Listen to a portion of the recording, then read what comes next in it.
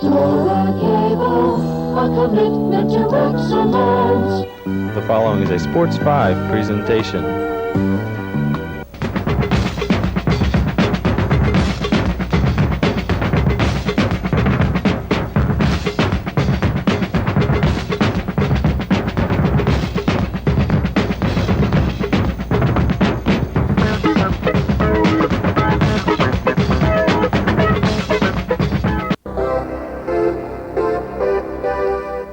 Story Communications Channel 5 presents NJSIAA Baseball, the Parochial B South Jersey Championship game between the Gloucester Catholic Rams and St. Joseph's of Hammonton from beautiful Camden County Community College.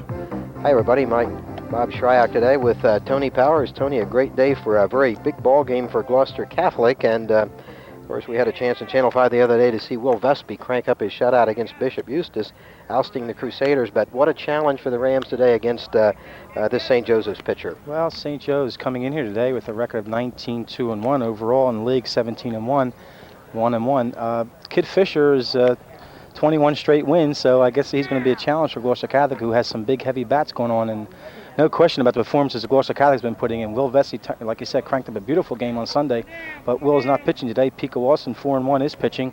And these two teams played early in the year, and it was not a real good baseball game, but of course Fisher didn't pitch, and Vespi did, and there are different pitchers out there today. But it's a gorgeous day for baseball, Bob.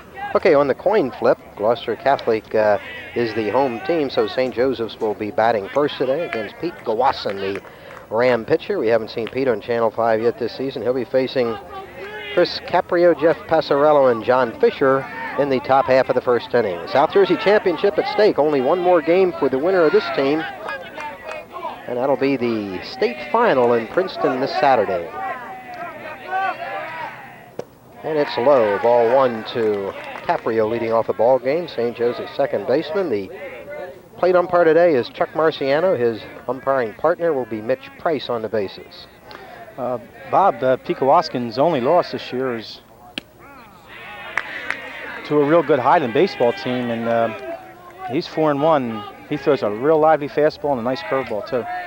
1-1 to Caprio leading off the ball game. Not much wind to speak of. Hit sharply over shortstop into center field for a base hit. Vespi retrieving the ball, so Caprio leads it off with a solid base hit to center for St. Joseph's. And we'll see whether... Yeah, I don't know what kind of coach Sasso is in terms of strategy is concerned. I don't know if he's going to play for the one run, whether his pitcher at one run might mean an awful lot, like against Eustace the other day with Gloucester Catholic. But they could look for a bunt here. They could be challenging Zimmerman, too. Jeff Passarello, catcher, with a .365 batting mark. Watson from the stretch for the first time, bunts it high off the plate. This is going to be a tough play. Zimmerman can't handle it. And there'll be two runners on for St. Joseph's. That ball bunted beautifully off the plate high, and it was going to be a tough play, Tony, no matter who fielded the ball. Yeah, it was very tough, I think, in a situation. I was ready to say that Caprio holds a school record for stolen bases with 19. And the boy on first base, Passarella, has 15 for the year. So we could see something else going on. You could see another bunt coming here, Bob, or possibly a double steal. And we're seeing John Fisher, the great 21-0 pitcher, lost only one game in his freshman year. Left-handed hitter, .382 batter. We'll see if he's bunting. Number 3 hole hitter, though. And he's showing bunts it right back to the mound.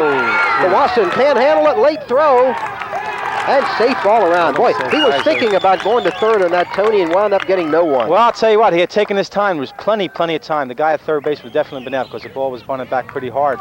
And Pete just, I think he took his eye off it just for that split second to see what was happening towards third. And he got the costly error. So 2 bunts in a row, neither one of them handled by the Ram defense. It's costly because now the bases are loaded. Nobody out for St. Joseph's. A chance for a very big first inning. Vince Smollett, the batter, he's the shortstop, hitting .486. A little low, 1-0 to Mollett. Well, that's some big numbers, .486, Bob. 36 hits this year. Big chance for the Hammonton team to jump on top here in the first inning. Nobody out, bases loaded. High fastball, swing and a miss by Mollett, who helps Gawasson on that one. Well, we're looking at Gloucester Catholic's infield. The first baseman and third baseman are pretty much up. They're going to look for something here. And I'm not sure it's a bunt, but I'm Knocked up in the air. It might be in play. Zimmerman coming back. Handles it. Great play. That's a big out for Gloucester. He gets Smollett, the cleanup hitter, on a foul pop to the catcher. Now 1 out. Bases still loaded. An awful lot of room back here, Tony, too. Yeah. We should mention between the home plate and the backstop, as much as we see anywhere in South Jersey. Yeah. So a lot of room for Zimmerman to maneuver. Yeah, you're talking about an advantage for as far as the pitcher is concerned on pop-ups, but there's also a disadvantage for the catcher in terms of pass balls, too. Guys coming down from third. And that's a situation we have now, too, with Caprio on third, Passarello on second, Fisher on first. Now 1 out. And B.J. Morelli, the designated hitter. Swing and a miss, and he went for a pitch well out of the strike zone high. Yeah, Gloucester's throwing 3 straight fastballs, all very high out of the strike zone, and he's very fortunate these kids are going after for some reason. 0-1 to Morelli. Just missing. Boy, that's a tough pitch. 1-1. A little bit inside. I'll tell you, Gloucester gets out of this game. It's going to be a real nice shot in the arm for Gloucester Catholic here. Top of the first, no score, but St. Joseph's with the bases loaded. Now 1 out, and 1-1 to B.J. Morelli. We'll wind up by Gloucester. Another up in the air, and that'll be out of play. Well, they're really going for the high fastball. That's another high fastball he's thrown him. He went after it again. 1-2, could be 3-0 had he taken both of those pitches. Without a doubt. Gloucester has a lot of heat today, looks like, and the high fastball, these kids out of the strike zone are not going to hit. Will Vespi pitching the shutout on Sunday against Bishop Eustace. This is being telecast 2 days later, so Gloucester, the number 2 Ram hurler, gets the nod in the big South Jersey final. 1-2 pitch to Morelli. Breaking ball just missing inside, 2-2. Well, we talked about Gloucester being high. It could have been 3-0, the possibility of a walk right now in a situation like this. You're going to be high, but not be wild high. 2-2 to Morelli. Full count. A critical spot in the early part of the ball game with the bases loaded, 1 out, and a full count to Morelli. Yeah. Gloucester right now is really throwing the high, hard fastball, and he's not getting it down at all. I think he can throw by these kids. Needs a strikeout. And he gets it. High fastball again. He strikes Morelli out, and that was ball 4. I'll tell you, these last two hitters have really helped Gloucester, no question about it. There's a possibility, Bob, we're talking about 7 straight balls being thrown here. But they are going for that high pitch. Joe Paparo, the batter now, third baseman with a hefty .382 batting average, and now Gloucester can see his way out of the inning. 2 outs, bases still loaded, still nobody in. First 3 hitters reach base. Boy, that was his best fastball, just missing the strike zone. 1-0. He is really throwing hard right now. Really getting him across there. Just coming up here real quick. Caprio, Passarello, and Fisher, the base runners. 2 outs, 1-0 to the hitters. Swing and a miss to Paparo, and it's 1-1.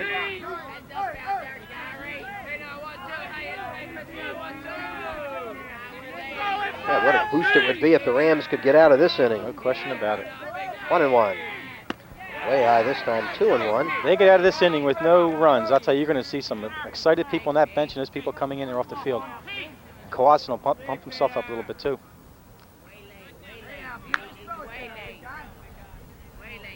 And I'm sure their coach is going to tell him, you got to wait this kid out. Big pitch right here. He needs a strike in this situation. Fouled back, 2-2. Another high pitch. Definitely out of strike zone again. We'll count level at 2-2 to Paparo. Caprio on third, Passarello second, Fisher on first base. 2 hits in the inning and an error loading the bases. And Paparo with a 2-2 count. Watson trying to pitch out.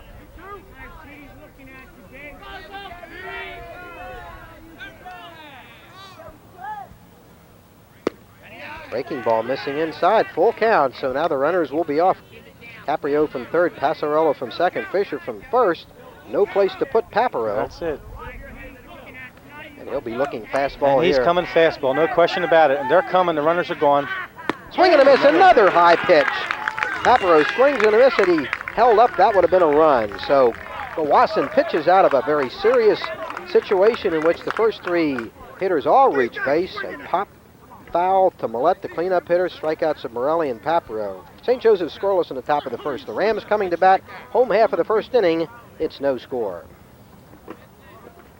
Tony, that's the kind of situation that can really boost a team. I'll tell you one thing, Pete Gloucester should turn around and thank St. Joe for this because they helped them immensely. There's no question that at this particular point in time, it was the game did not get this inning over with. It would have been 3 runs without a question about it. I think a bit of eagerness there because it is a South Jersey final game. I'm sure they're excited, they're anxious a little bit, and I'm sure their coach is going to tell them, you got to wait this kid out because everything that Pete Gloucester has thrown has been high. Every single thing. His fastball's been high, his breaking ball hasn't been breaking. He threw a breaking ball to the first batter up. The kid line went over the top of shortstop's head, and so right now Pete is not real sharp, but they're helping him out. It's lively. The fastball is really moving, but it's nothing like the way it should be. Well, we've heard a lot about this young pitcher, John Fisher, and now we're going to get a chance to see him. Only 11-0 this season, 19-0 over 2 seasons, and for his career at St. Joseph's, 21-1, losing only his first game as a freshman. We'll check the St. Joseph's defense. At first base, Joe Rosa. Chris Caprio plays second. The shortstop, Vince Millette. And over at third base, Joe Paparo. And in the outfield, in left, Dan Scotia. Center fielder, John Gaffney. Right fielder, Pete Malarchik. Catching, Jeff Passarello. And on the mound, the crafty left-hander, John Fisher. And Gloucester Catholic is loaded with right-handed batters, Bob, with the exception of Vesby, the only boy that bats from the left side, I believe. And they haven't seen many left-handers this year, and it could be an advantage, it could be a disadvantage. With the right-handers, it could be a disadvantage not seeing many this year. So Bob Ravel will lead it off for the Rams. Ravel, the excellent sophomore who plays like a college freshman. What a ball player he is. Had 3 hits on Sunday when the Rams knocked off Bishop Eustace. 3 of the 5 hits, Will Vesby having the other 2. Ravel right about at the 500 level on the season. He's had just a great sophomore year. Bobby started as a freshman too, Bob, and he's a prospect. 1-0 from Fisher. Fisher with a variety of pitches. Doesn't look that big, does he, Tony? No, not big at all. It's a strike. I'm sure he's going to rely on some breaking stuff. I don't know if the boy throws that hard. Somebody that side doesn't look like he can throw that strong. We'll see. He's throwing 2 low breaking balls now, it seems now. 1-1 to Ravel. Breaking ball missing. 2-1.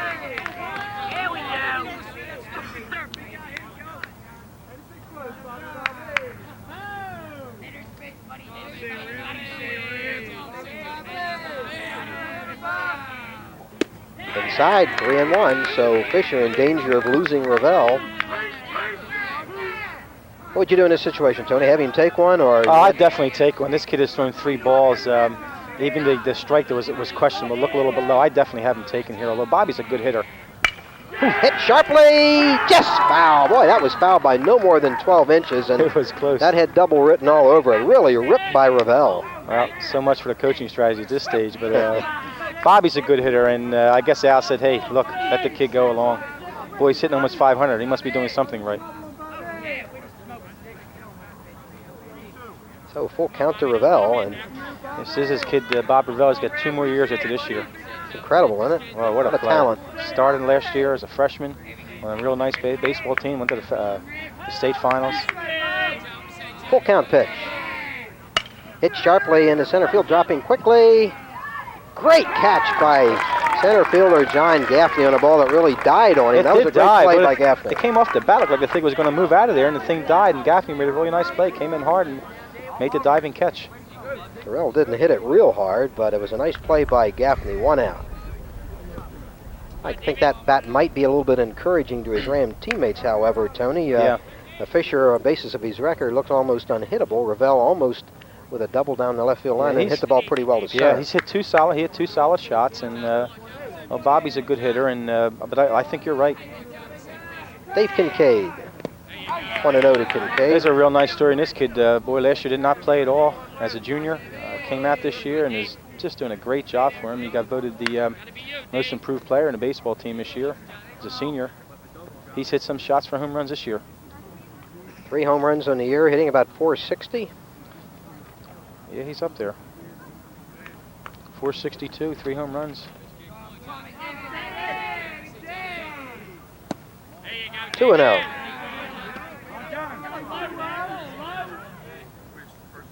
Bottom of the first inning, no scores. St. Joseph's and Gloucester Catholic. They're playing for the South Jersey Parochial B Championship. Breaking ball missing outside. There's an indication of what kind of pitcher he is. Throws a curveball on 2-0. Yeah, I guess he's confident of it. Maybe he was baiting Kincaid a little bit there. Dave Kincaid started out this year as the designated hitter. Then an injury to Kyle McKinney moves Dave over to second base. 3-0 pitch. Walks on 4 pitches, so the Rams with their first base runner. St. Joseph's left the bases loaded in the first inning.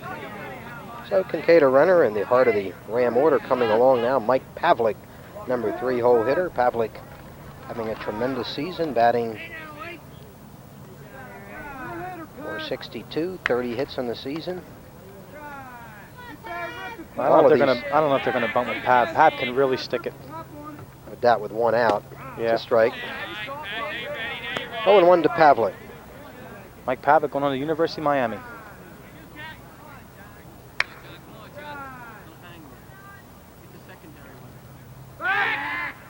Fisher with a token move to first to keep Kincaid close. All South Jersey performer, Mike Pavlik, all conference MVP this year for the baseball team. Just missing outside, 1-1 to Pavlik.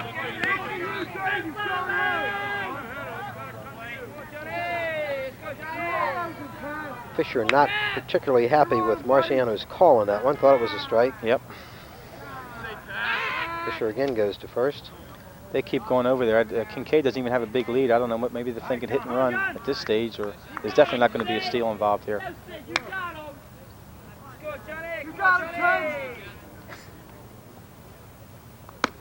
2-1. Rams look a bit more disciplined at bat in this inning than did St. Joseph's in the top half. Yeah, it does. Gloucester Catholic is not a real big disciplined team as far as hitting is concerned. They like to swing the bats, but they're checking this kid over. So again, Fisher with a move to first. High school pitchers love to throw to first base, don't Well, they? I'll tell you, for me, I don't know what, maybe they think they're going to break the concentration of the hitter or not, but to me, sometimes it's not really worth it. Inside, 3-1, so Fisher working himself in a bit of a hole here in the first inning, and again questions the call by Marciano. Another 3-1 situation. Do you have Pavlik hacking here? Is he taking Yeah, a I pitch? think Michael's swing, no question about it. And he complained about that call. That thing was high and inside. Wasn't even close. 3-1 to Pavlik. Good fastball, no contact, full count. Now I would imagine at this spot in the ballgame you send Kincaid, don't you? Well, I'll tell you, Bob, I'm not really sure. Pavlik does strike out. Kincaid's on a real quick runner. You got Michael in there coming up. It's only 1 out. Michael's been hitting the ball pretty well. I don't think he's going to go. We'll see. He is. Swing and a miss. And the ball dropped at second base, so Kincaid will get the steal after the strikeout by Pavlik. The throw by Passarello to Caprio covering. Well, it's double play. Held the kid holds onto the ball. It's double play. So a chance for Mike Lindner to put the Rams on top. Lindner with a tremendous junior season.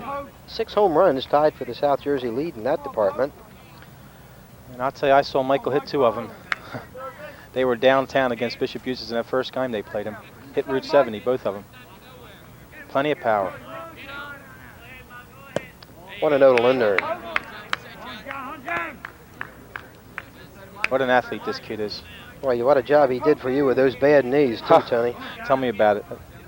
He got our most courageous athlete this year as a junior, and an award that we don't give out all the time. 1-0 pitch to Lindner. Lays off a high pitch, 2-0. Michael's not a real aggressive hitter at the bat. He tends to take a lot of pitches, but he has a real great eye. Interesting spot here. Runner on second, 2 outs, and 2-0, and a cleanup hitter who would be, I think, anticipating a fastball. Hit up in the air to right field, hit pretty well, but that's going to stay in the ballpark as Malarnchik camps under it and catches it for the 3rd out. So the Rams retired in the first inning. We've played 1 at Camden County College. St. Joseph's of Hammonton and Gloucester Catholic, no score.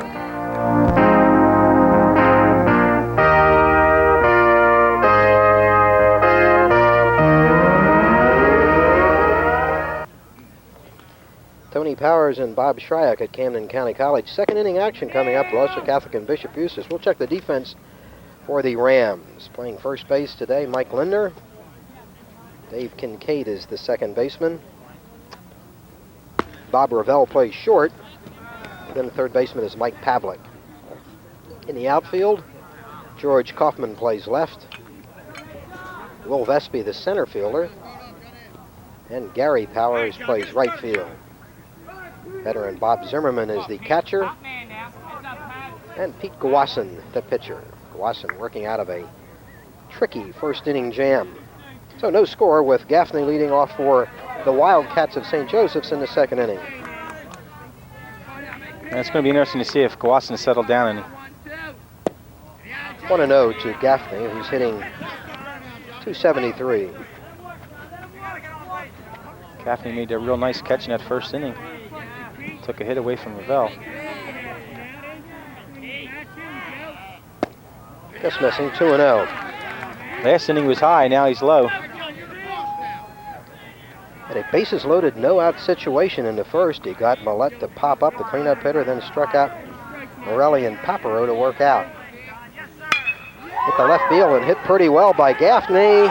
Over the head of the left fielder, off the fence. Kaufman chasing it down.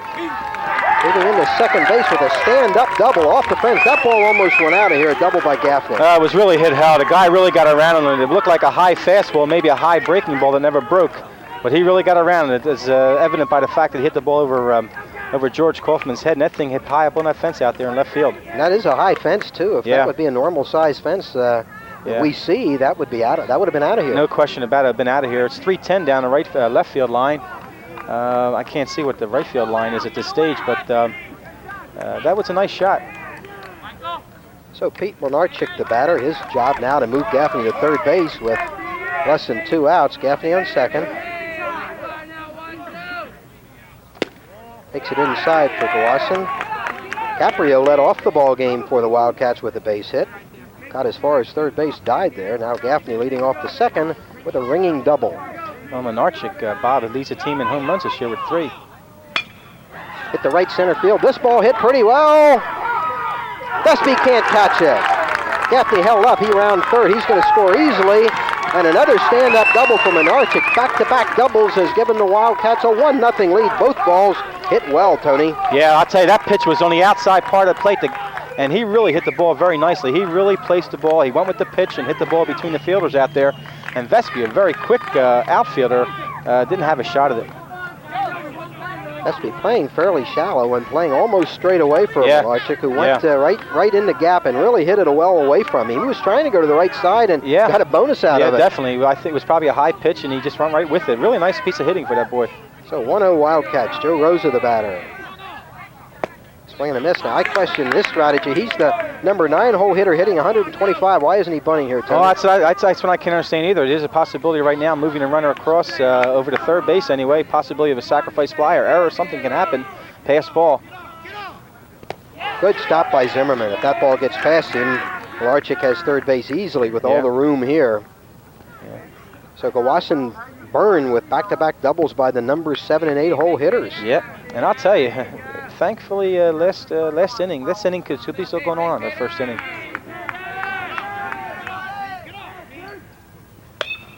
Foul back, he 1 really and got 2. around that thing. Jeez, he pulled that. I'm really surprised they're not trying to bunt Lenarchik over to third.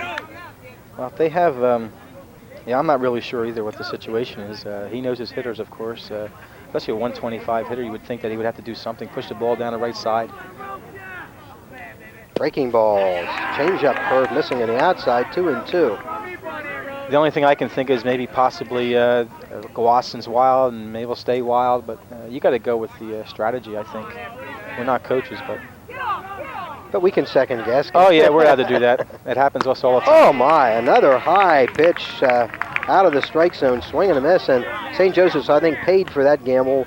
There's 1 out, third strikeout for Gawasson, and Lenarchik still at second base. Yeah, that's a third strikeout for Gawasson, and St. Joe has helped them immensely. There's 3 pitches that should never have been swung at. And to the top of the order, and Chris Caprio, who singled in the first inning. Solidly to center field, good-looking hitter. Foul back. Gawasson would be happy to work out of this by only giving up 1 run. Just a 1, yeah. Be happy with just a 1. Pete must be living pretty good. If he gets out of this inning and he got a last inning, he must be doing something right, other than pitching.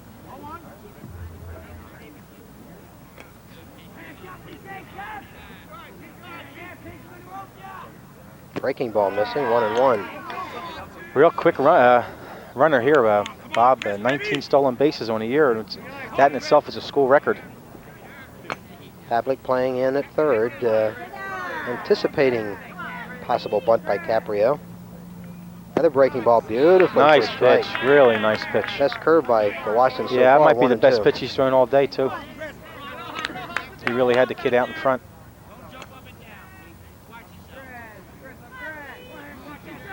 1-2 pitch to Caprio. Gloucester keeps Larchick honest at second, nobody covering. 1-2 count to Caprio. Might see another breaking ball here, Bob. Fastball just missing inside, 2-2.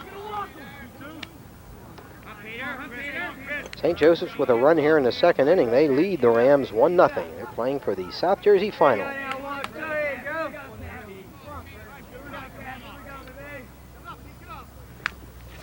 Foul back. Beautiful day at Camden County College. Nice facility here too, Tony. Oh, it's gorgeous. You look around and you can see nothing but green and trees, and the field is in excellent condition. You look at the infield out there, and the grass is cut real low. It's not high. And look around. Camden County College has come a long way since its inception back whenever. 2-2 again. Full count. Does not want to put this young man on and get down into the heart of the order. Yep. It's a new ball they just put into play, and it looked like a little slippery because that ball really got away from him on that one. Full count pitch. Again, Gloucester keeps Malarchik close to second.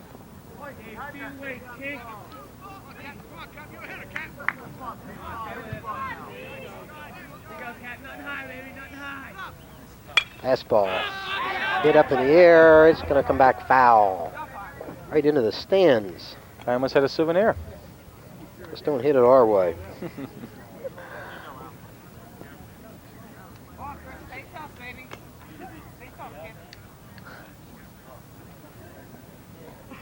Think there's any possibility, Tony, that Gloucester gets himself in serious trouble, that Rodano would bring in Vespi? I don't know if he'd go with Will. Sharply, but foul. Will threw a lot of pitches on Sunday. He walked a lot of people. I think that they may go with Kaufman. That's a possibility. But Vespi could come in. He's strong arm, but he sometimes get weary. Of course, the gamble here is that the Rams win it, and then Vespi is nice and fresh for the state final on Saturday. Saturday, right. But it's amazing what youth will do. Oh, yeah. Being young. Full count pitch to Caprio. At the center field, Vespi retreating just a couple of steps, has an easy play, takes with one hand, and Malarchik goes back to second. He was not tagging. So that's 2 outs. Good job by Gloucester getting Caprio. And it'll bring to the plate catcher Jeff Passarello. Passarello was sacrificing in the first inning to try to move Caprio to second, but he bunted the ball off the plate and got a single out of it when catcher Zimmerman couldn't make the play to first. You know, we were talking earlier, Bob, about that sacrifice with the possibility of laying the bunt down with Rosa, and there's a possibility right then there that would have been 2-0. That's right. That's certainly deep enough. Fastball away. Ball 1 to Passarello. 365 hitter for Mike Sasso's team.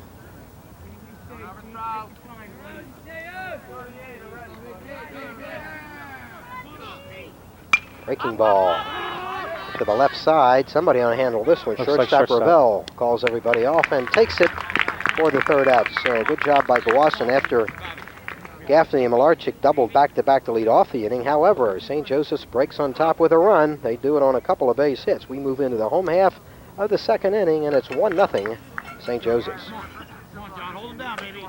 Well, St. Joe draws first blood.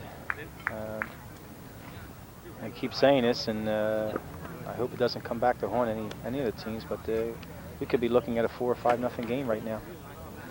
Gloucester is very fortunate in getting out of this inning, and last inning, no question about that, how fortunate he was there. Of course, runs very hard to come by when John Fisher is on the mound for St. Joseph's. Yeah, we were talking about that against Sunday against Bishop Eustace. Both teams were throwing, both pitchers were throwing great games, and I think it was a little questionable in that one situation with Vesby on third. The infield wasn't up, and as it turned out, they hit a little ground ball to Ravel. That's right. We talked about that on the air too. You might get away with that in the first inning or the second inning of a game like that, but not in the fourth, the way Vesby was throwing. It was the fourth inning, and that one run looked awful good, and we were talking about it in the sidelines too. And you know, it was strategy to play. Would have played right into the hands of Eustace too, because that boy hit a little short ground, nice ground ball to shortstop. For the Rams in the second inning, Will Vesby, Bob Zimmerman, and George Kaufman, the first three hitters to face John Fisher. And Fisher will see 300-plus hitters up and down the Ram lineup. This is a good hitting baseball team. So it'll be left-hander against left-hander, but Vesby isn't bothered by that. Vesby, an excellent number 5 hole hitter, drives in a lot of runs, gets a lot of extra base hits, and is a good contact hitter. Yes, Will is a real good hitter. A lot of speed, real good. I'll tell you, one of the finest athletes ever come to Gloucester Catholic. And you got him for another year, don't you, Tony? Yeah, and I love it. A lot of good underclassmen on this baseball team. Yeah, they do. Breaking ball for a strike. 0-1 to Vesby. You had mentioned earlier that the left-hander doesn't really bother Vesby. These things don't bother Will. He has no idea what you're talking about, left-hander.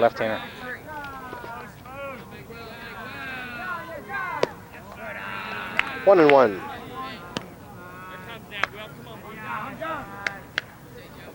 Center fielder, look at the gap in right center field. Yeah, oh, yeah. Look at the left field line down here too. Oh. They're playing him dead to pull. And hit to the left side for a base hit by Vesby. He loves to go the opposite way and gets the first Ram base hit on a single to left as Scotia returns the ball to the infield. Will is just a good hitter, you know. And you pitch him high, you pitch him low. He just gets up there and wants to swing the ball, swing the bat, and he makes contact like you would say. He's a good contact hitter. It's a clinic out there. That's what you want to teach a lot of young hitters to do. Go with the pitch. He goes with the pitch. He doesn't try to pull pitches that high school players can't pull. Bob Zimmerman, his job to move Vesby. Nobody out. Well, we look for a steal here. Will really runs very well, and I think Fisher's going to have to keep Will close because Will is awful fast. Fisher knows it. Vesby does not get a real big lead, but always gets a good jump. Well, I'll tell you, the kid it's amazing how fast he is, and Al is going to use his speed right now. There's no question that Will's gone. Harder throw. This time the ball gets away from the first baseman, and Vesby's going to get the second. A late throw from first baseman Rosa. So there's an error that takes the sacrifice situation away, but gives Zimmerman an opportunity to move Vesby to third with only one out. That's right. Little ground ball to the right side moves Will over, and you're talking about 1A, possibility of sacrifice fly. Something can happen there. You know, you had talked about this earlier, Bob, about how many times high school pitchers want to go to first base to keep that runner close. I'll tell you, they lose all concentration. Here's a situation here, a little wild throw, and now you got to run on second. Well, that was a funny one, Tony. The error goes to the first baseman, Rosa, because it was a ball he should have handled, but you noticed Fisher has thrown over there 7-8 times, and each one of them has been an easy toss. That one he threw much harder. It seemed to me Rosa wasn't looking for it. Exactly, I know. So it costs the Wildcats and gives the Rams an excellent opportunity here in the second to get the run back. Hit to the right side, and chest foul. Zimmerman trying to do his job, move the runner. Yeah, Bobby, we haven't talked too much about Bobby Zimmerman because we were talking about Will Vest with the steal and everything and contact hitters and stuff, but I'll tell you, Zimmerman's a mainstay of this team. He keeps his club together, very spirited player, tough, hard-nosed kid, just plays the game, just comes to play every single time. This year he got the Gloucester Catholic's baseball team's most spirited player. Very fundamentally sound defensive catcher and kind of an underrated hitter, and that's only because there's so many great hitters on the team. Yep. 0-1 to Zimmerman. 1-1. You talk about him as being an underrated hitter. He's an underrated catcher too. He didn't even make all conference first team, and Al Redano being very upset about that. I mentioned at our awards night. He doesn't understand how the kid did not make all conference, but I guess there's so many good players around. Fisher pushes Vespi back to second base. Vespi with a single, reached second on an error on a pickoff, and now Zimmerman with a 1-1 count. 2-1. And Fisher has been fighting his control a bit. He walked Kincaid in the first inning and has run a lot of deep counts to the first few batters. We question his speed. He's thrown 2 real hard fastballs. They've been high, but kick and throw. 2-1 to Zimmerman. Breaking ball. Looked like a knuckle curve. Yeah. We're talking. The kid is supposed to have a real nice knuckler. That one did not knuckle. 3-1 to Zimmerman. And what, do you have him take one here? Well, so much for strategy that I know, but I think I would have to take him one. The kid threw 3 straight balls, and I think he'd be taken. Right. Line drive right back to Fisher. And they get the double play. Oh, boy, does that hurt. Soft line drive right back to Fisher, to second baseman Caprio. Vespi too far off the bag, and that one really hurt. Well, you know the worst part about that, Will Vespi is completely frozen. I think he would have had a time had he darted right back to second, because that Fisher held the ball, turned around and looked. He wasn't even going to make a play. Second baseman got over there, he threw him out and got him. So Zimmerman swings 3-1, hits a soft liner back to Fisher, who turns it into a double play. Suddenly 2 outs, nobody on, and a batter, George Kaufman. Kaufman with those 3 tremendous defensive plays against Bishop Eustace on Sunday.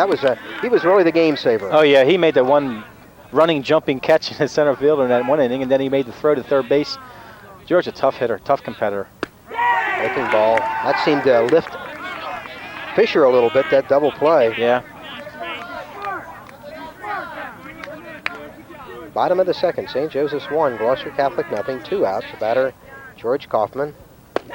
Called strike 3. Fisher really blew out Kaufman with that fastball. We played 2 innings at Camden County College. St. Joseph's of Hammonton 1 and Gloucester Catholic nothing. We'll be right back.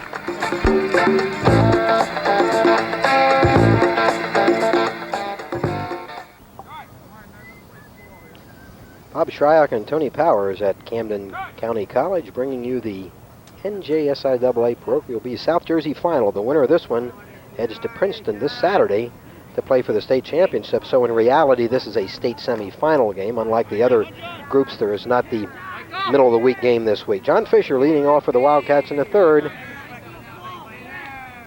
Takes it low from Pete Gawasson.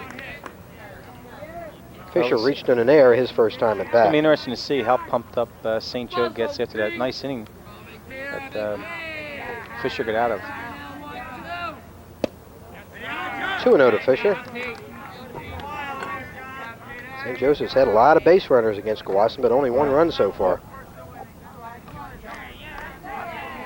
5 of the first 8 batters reach base. Yeah, they stranded 4 runners. 3-0. Fisher will look at a pitch here. John Fisher, 11-0 this season. Trying to make it an even dozen. And of course, with 4 days rest, he would be ready for the state final. Yeah. If St. Joseph's can win today. Fisher walks on 4 pitches, and Gawasson continues to work in trouble, although that's the first walk he's given up. You know, it's watched Pete in the first inning, and he was overthrowing, and of course everything was high. This last 4 pitches he's thrown to Fisher, he aimed every single one of them, and everything was low. Pete will just throw. Vince Mallett down talking to Coach Frank Sasso to see what the strategy is here. Does St. Joseph's play for another run, or with the cleanup hitter up, do they let him swing away? Mallett was up with the bases loaded and nobody out in the first and popped up to Zimmerman. Yeah, and he swung at 2 real bad pitches. He's going to bunt. No indication. Hits at the left center field. This ball hit well by Mallett. But lots of room out there in this outfield as Kaufman hauls it in, maybe 15 feet from the fence. Yeah, George is back there. Pretty good dimensions in this ballpark. 310 down the lines. Power alleys 370, 400 to dead center. So that ball hit a long way. That hit about 330 feet perhaps, but hauled in.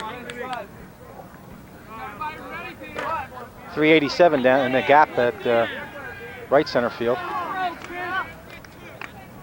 So that's the first out, and B.J. Morelli, the batter, he fanned with the bases loaded in the first. Breaking ball fouled at the plate. 0-1 to Morelli. It's really funny, Bob. We were talking about how nice and calm everything was when, fortunately for Gloucester Catholic and Pequawasson, when that kid hit the ball, that wind just came in and held it up just enough. I thought that ball was hit better than that, frankly. Yeah. 0-1 to Morelli. Fisher with hardly a lead at all. Boy, again, the Wildcat batters love that high fastball, and they're not making contact. Yeah, they're not going to. Pete throws a hard fastball. It's high, and they're going for it, and they're not going to hit it. They're just not going to hit the ball. Ooh, fastball just low. Yeah. I was going to say he would have had this kid really set up for a nice little breaking ball here. John Fisher on first base with 1 out in the St. Joseph's third inning. They lead it 1-0.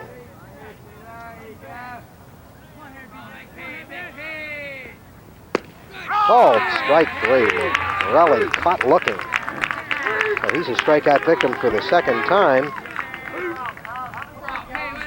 Wasson has any strikeout pitch working today. That's 4 strikeouts through the first 2 2/3 innings. And Joe Papero, the batter, he struck out to end the first. He's certainly gotten help from St. Joe.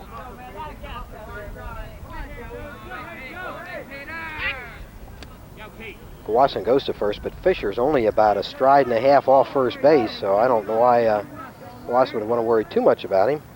Yeah, go to your batter. Inside 1-0.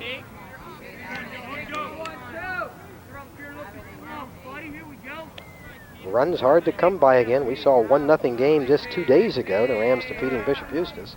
Another 1-0 game here. Straight up in the air, a lot of room here, but this one blowing foul, and it'll be out of play.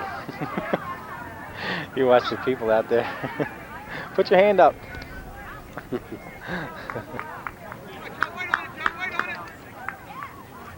This is not a field that is conducive to assisting batting averages, Tony, with all the room you have to catch a ball in foul territory here. Yeah, in foul territory, the fences around are pretty high down the left field line at least. But the park looks so big. It's sharply to left field by Papero. This is going to go foul, but hit a long way. And out of here. Into the parking lot. We've had some pretty good shots. Yeah, we've seen.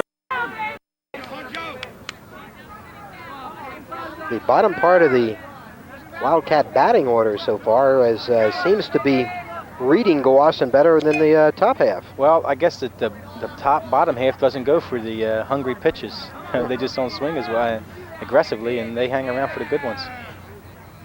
Breaking ball just missing. Good job of disciplined hitting by Papero. That time lays off a bad pitch. 2-2 to Papero with Fisher on first and 2 outs. On deck is John Gaffney, who hit the double that almost went out of here in the second inning and has scored the game's only run.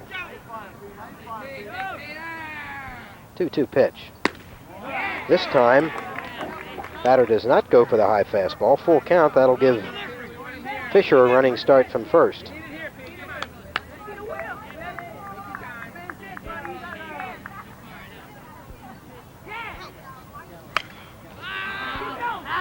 Down the left field line foul. This will go out of play.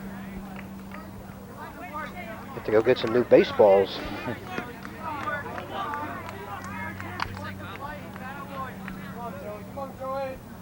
This boy's working, Pete. Gloucester Catholic 17-4 in the year. St. Joseph's 19-2. 2 excellent baseball teams. And a lot at stake in this one. All the marbles. No tomorrow in this game. We'll count to Papero again.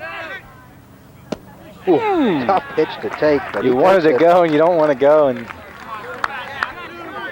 so Gloucester has walked his second batter of the inning, and again, St. Joseph's with ample base runners. They left 4 of the first 2 innings. Now they have 2 on 2 out, and here's John Gaffney, who came within a few feet of a home run in the second inning, settled for a double, and has scored the only run of the contest. Key spot. Doesn't look like he can hit it as far as he did. no, he doesn't. Slightly built. 1-0 to Gaffney. I'll tell you, Kaufman's playing a heck of a lot further back than he was the first time. Kaufman, Vespi, and Powers, the Ram outfield.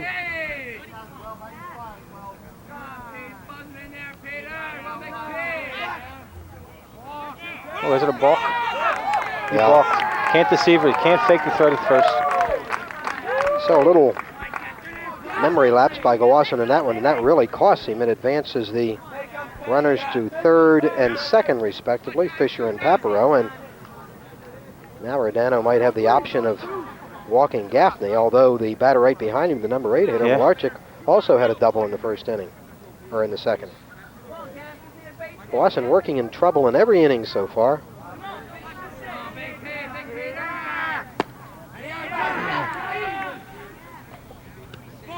It's a ball. 2-0 to Gaffney.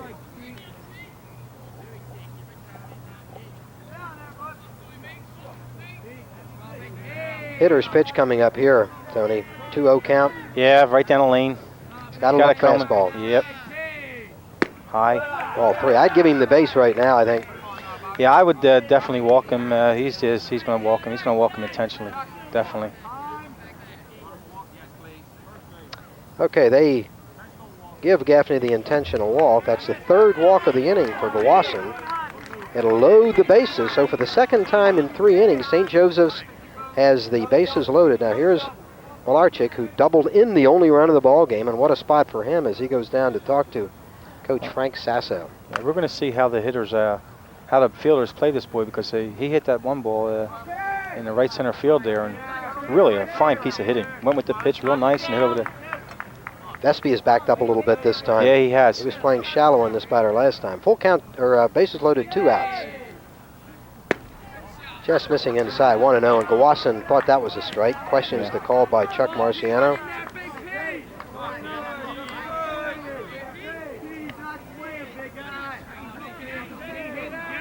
They're going to take a few. You watch, Bob. I would think that. Take one here for a strike. That's the pitch Gloucester needed. 3 walks in the inning. Still 1-0 St. Joseph's, but a chance to score big here in the third. Oh boy, he went around. Tried to check on a high pitch, but couldn't. 1-2. Now Gloucester in charge.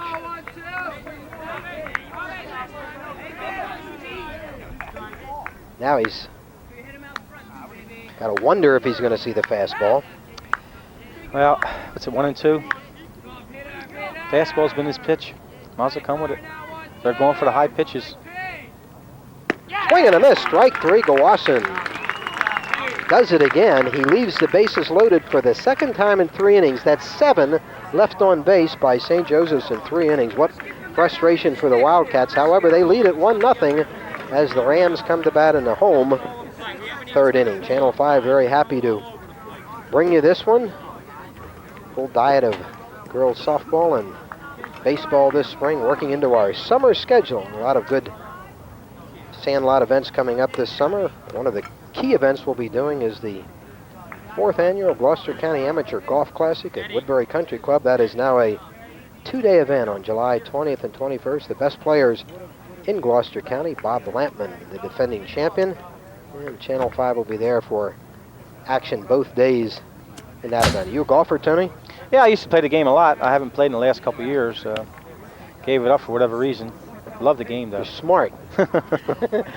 Well, I had to try to. I had a big problem getting down into the hundreds.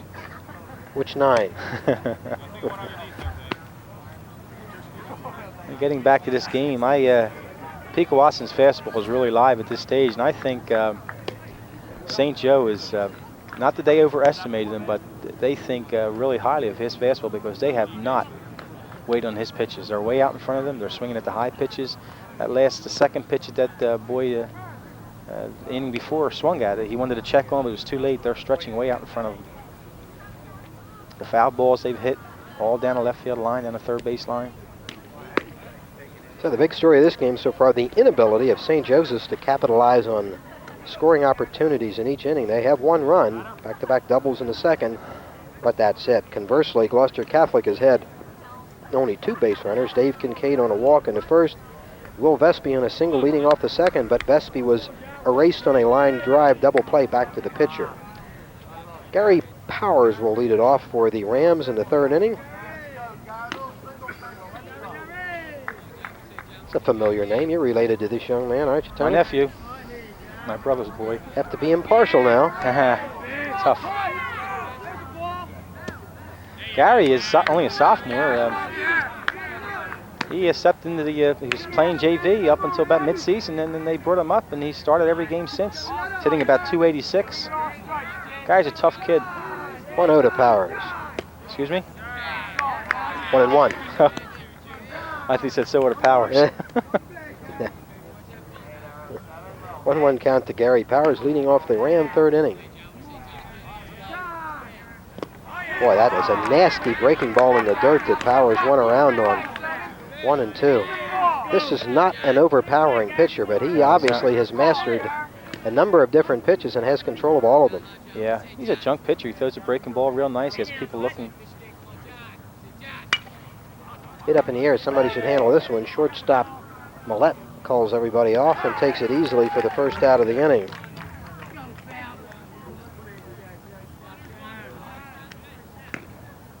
Clear sky. A little hard to pick up that ball, at least for me off the bat. Yeah, it's tough over here, Bob.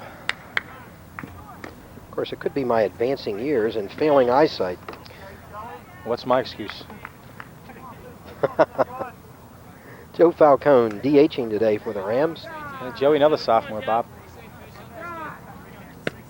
It's a strike.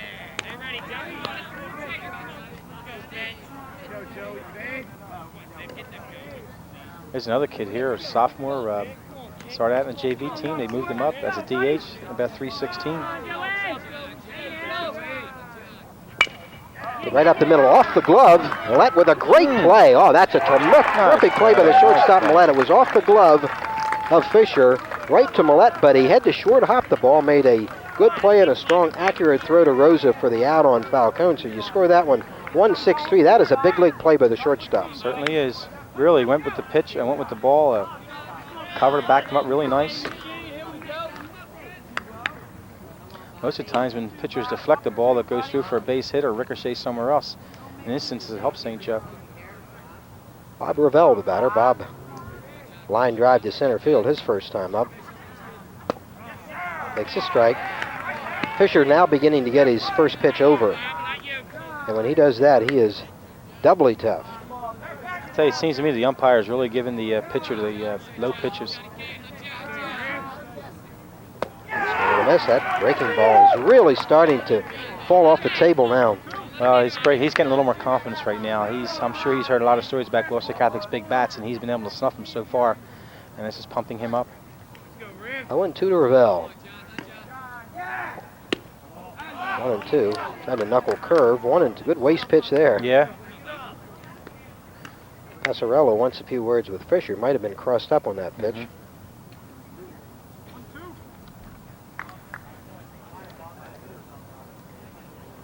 Bobby's a real good fastball hitter. I think they may stay off of that fastball. You may see him come back with another breaking ball. A knuckle curve again like you were talking about. 1-2 to Ravel.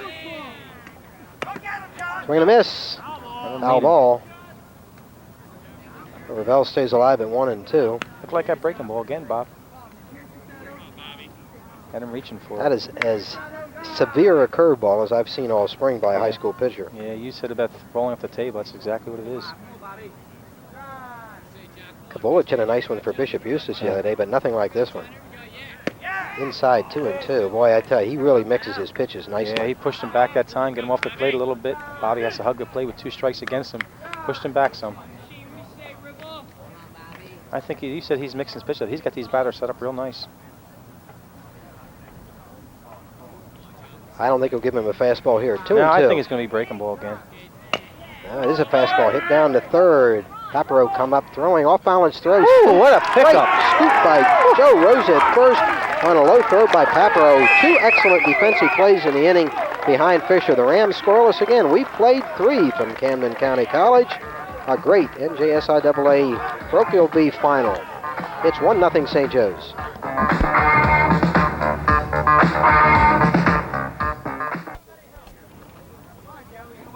Good baseball game at Camden County College. Tony Powers, Bob Shryock bringing you the action on Channel 5, and Joe Rosa, who just made that tremendous defensive play at first, leads it off. Ball one, Gloucester. I'm sure you noticed, Bob. He said it's a tremendous pickup. He was really stretched out of there. Rosa struck out his first time at bat. Takes this strike. 1-1. Gloucester has been leading a charmed life so far, leaving the bases loaded in the first and third. No runs scored in either of those innings. The only run came in the second. Strike two. Chuck Marciano very consistent with the low strike call in this ball game.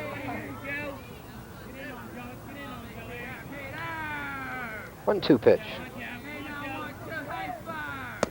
2-2. I think St. Joe's strategy right now is they got to take some pitches.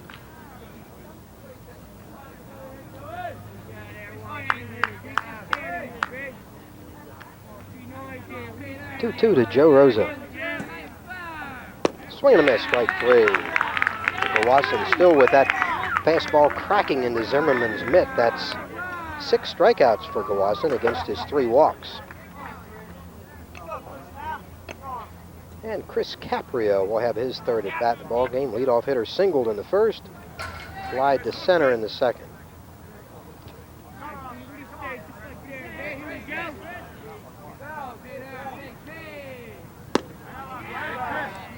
Strategy now, obviously, as you indicated, Tony, take the first pitch, force Gloucester to throw a strike. I'll tell you, that's exactly what's going to happen. They're going to make him throw strikes, and they're not going to swing until a strike comes. 1-0 to Caprio. Takes a strike, 1-1. Now he's on his own. Yeah, he'll swing now.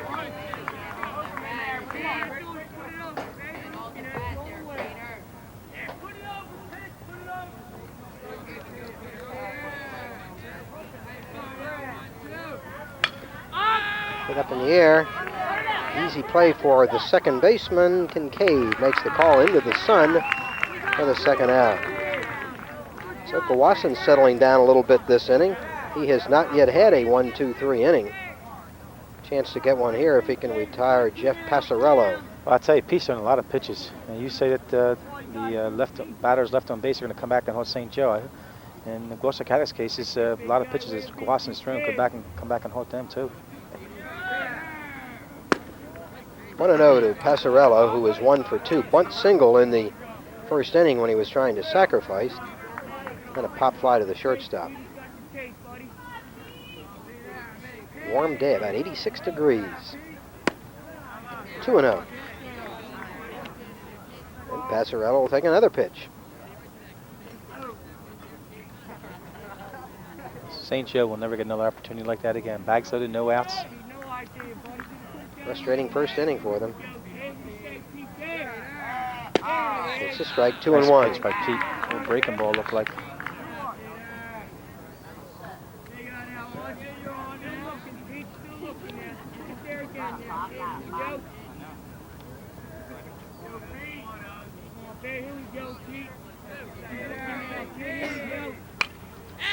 Foul off to the left, 2-1.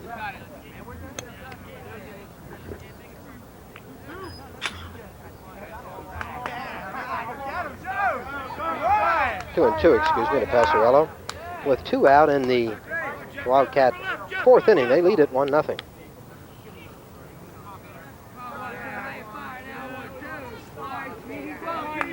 Rams finding runs tough to come by their last 2 outings, and they've been a high-scoring ball club.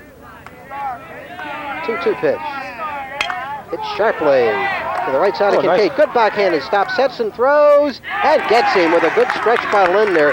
Another good play, this time by the Rams second baseman Kincaid to Lindner, and a 1-2-3 inning for the Rams there first. We head into the home half of the 4th inning. It's still a 1-0 ball game with St. Joseph's on top, and this is just the kind of championship game you like to see, Tony, with tremendous defensive plays by both teams. Well, we've seen some nice play on the part of both teams, like you said. And that one there, that ball was hitting nicely off the bat. I think the grass slowed it down and just enough for Kincaid to get over.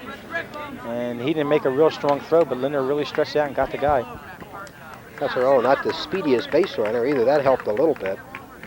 But it was a great play by Kincaid. So we've had some terrific plays. Last inning, fine plays by Millette, the shortstop for St. Joseph's. Then the first baseman, Rosa, on the stretch. Kincaid here. It's just a very well-played baseball game. Well, when you get this far, Bob, both teams, they've done something right to get this far. One team's got 4 losses, the other team's got 1 loss. They must be doing something right. And they get this far, they're at your peak, and you're playing great baseball, and you're going to see mostly error-free games. Fisher will have to face the heart of the Ram order in the 4th inning. Kincaid, Pavlik, and Lindner, with Vespi hoping he gets a shot. Only 1 hit for the Rams so far. A clean base hit to left field by Will Vespi, leading off the 2nd. He got to second base in an error, but then was doubled off second on a soft liner back to Fisher.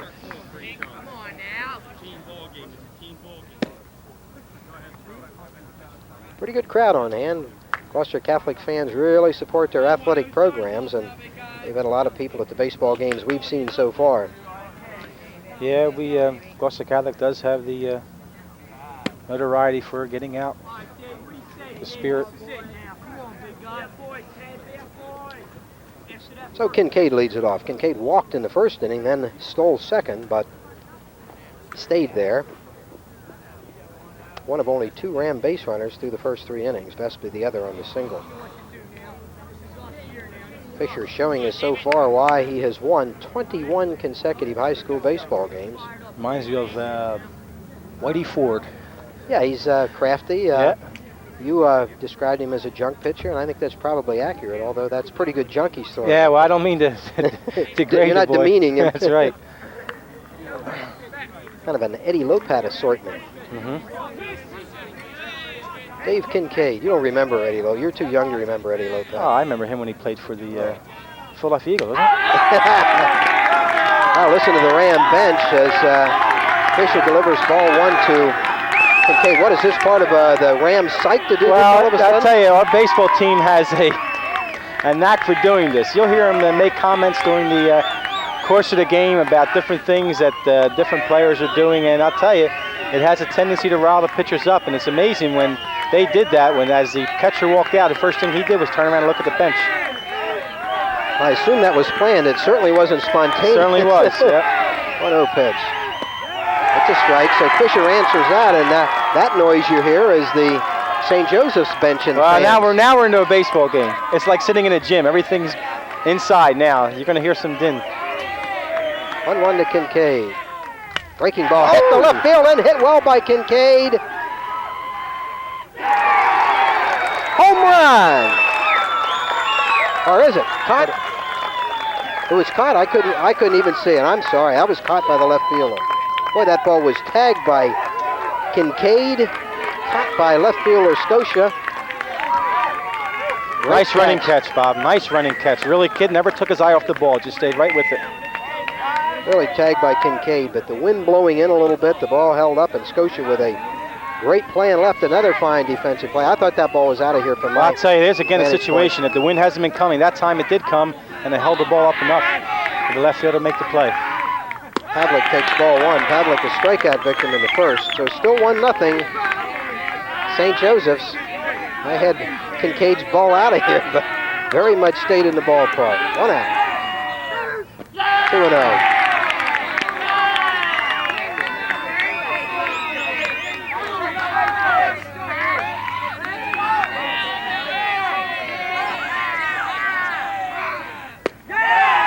Strike 2-1.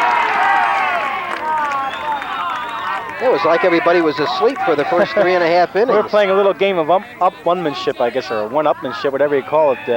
Benches are going at each other now. That's the way it should be. It's a state game. They have to go after each other. 2-1. Strike 2. Fisher comes right back to level the count. I think Gloucester Catholic wake up St. Joe a little bit. Fisher working on a 1-hitter. 2-2 to Pavlik. Foul at the plate.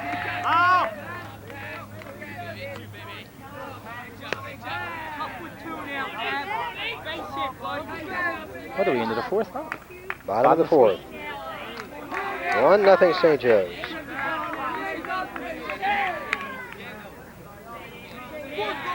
Two to Pavlik. Breaking ball called strike 3. What a great curveball by Fisher. Striking out Pavlik for the 2nd time. Great pitch. Thing really broke in there. That hit the outside part of the plate. No question about what kind of pitch that was. He is crafty. He is a real tough pitcher. Yeah, I guess the kid this size, you know, the fastball is not going to be the overpowering pitch, and he has to get an assortment of other pitches, and he's done it. Mike Linder flied to right field his first time up. A little bit low, 1-0 to Linder.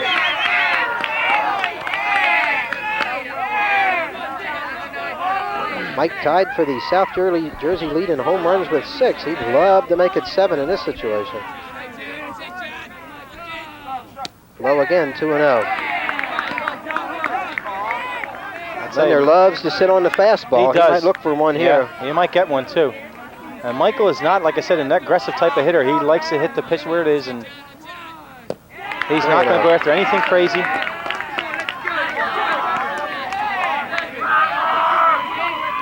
Very conservative hitter.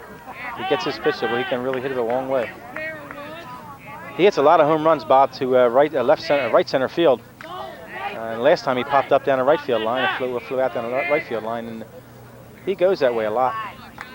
2 outs in the Ram 4th inning. 3-0 count on Linder. Rams trailing at 1-0. 4-pitch walk to Linder with 2 outs in the 4th. And that'll give Will Vespi at bat. Vespi with the only base hit off Fisher so far, a clean single to left. Linder with those bad knees, not a threat to run at first.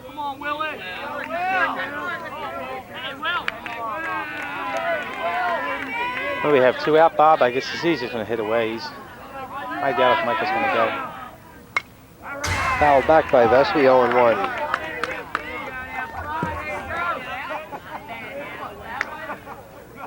St. Joseph's with 4 hits.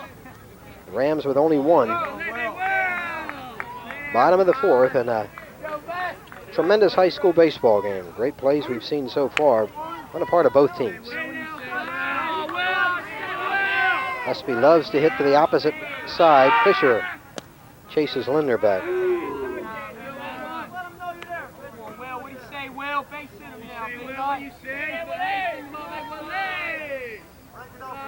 Again, that tremendous gap in left. If he could put one in dead left center, he'd run a long time. The Linder does go.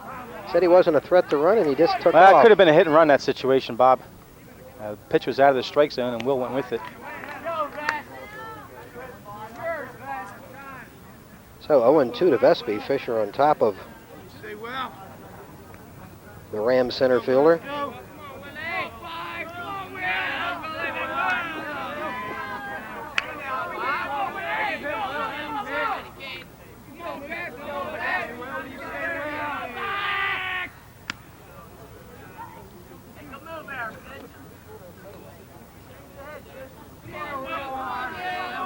Two outs, 0-2 to Vespi.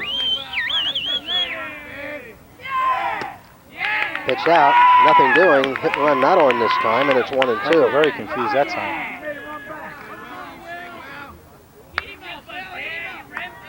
He's going to steal. He's gone. Watch. Let's see if he goes this time. Fisher thinks so. 1-2 pitch. Bet your house. What do you think, Bob? I don't want to bet my house. He's running. Foul off by Vespi. That'll go over the fence. Linder was running.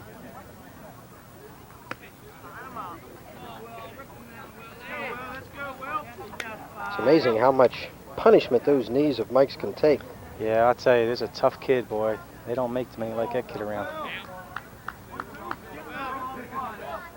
Just keeps plugging away and just never complains about anything. Let's see if he's still going to go again.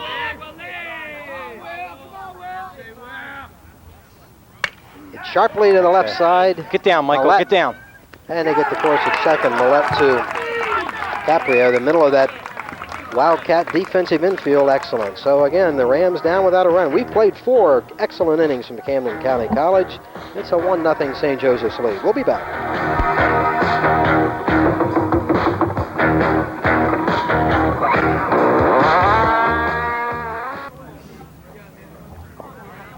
John Fisher leads it off for the Wildcats in the 5th inning. Tony Powers and Bob Shryock bringing you the Parochial B South Jersey Championship game from Camden County College, and it's a good one. St. Joseph's with a 1-0 lead. Fisher's been on twice on an air and a walk.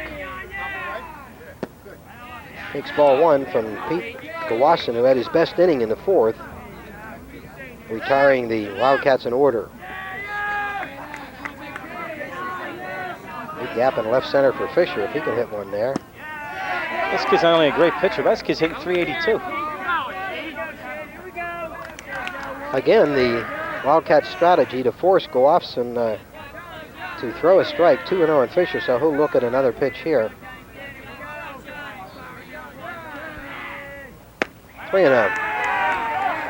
Well, I think Aradano's going to start thinking about getting somebody warmed up soon. We're getting late in the game now. It's the 5th inning.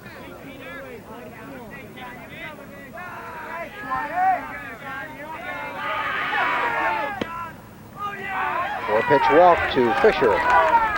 So Fisher on for the 3rd time. That's the 4th walk given up by Gloucester. I'll tell you, you could be right. I see 2 Gloucester Catholic kids going over there warming up. I don't think they're going to bring in Greg Gerst to pitch, but they could possibly bring in Vespi and move Gerst out in left field. Vince Millette, the batter. Takes it low. That's 5 straight balls by Gloucester to start the 5th inning. Millette is 0 for 2. Pop up to the catcher, fly ball to left field, but he has made some outstanding defensive plays, one in particular in the 3rd inning. 1-0 to Millette. He'll force Gloucester to throw a strike. Wildcats. 5 straight balls.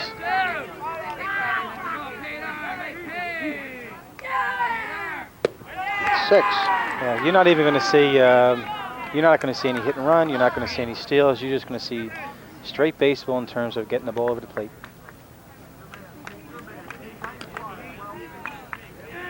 Two-0 pitch to Millette.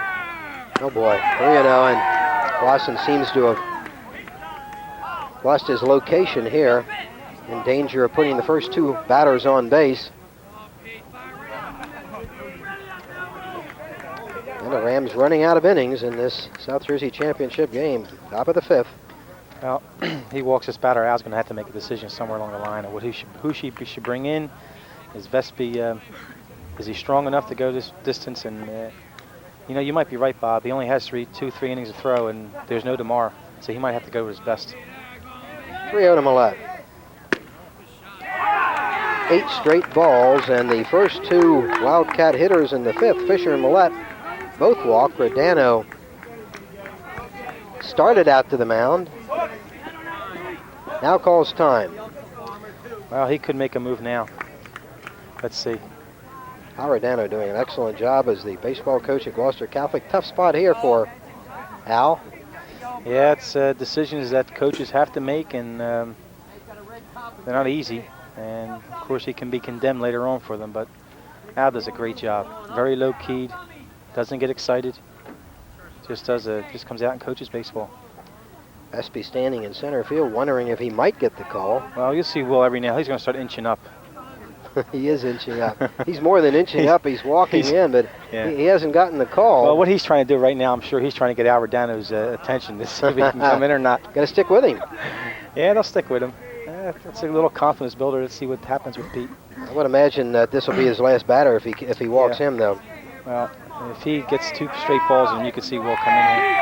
B.J. Morelli has struck out twice, and this is, I think, an obvious bunting situation, even though it's your number 5 hole Plus, hitter. the kid has struck out 2 times on bad pitches. He's showing bunt. Takes ball 1, and Dana really pacing now because Gloucester has not thrown a strike in this inning. 9 consecutive balls out of the strike zone.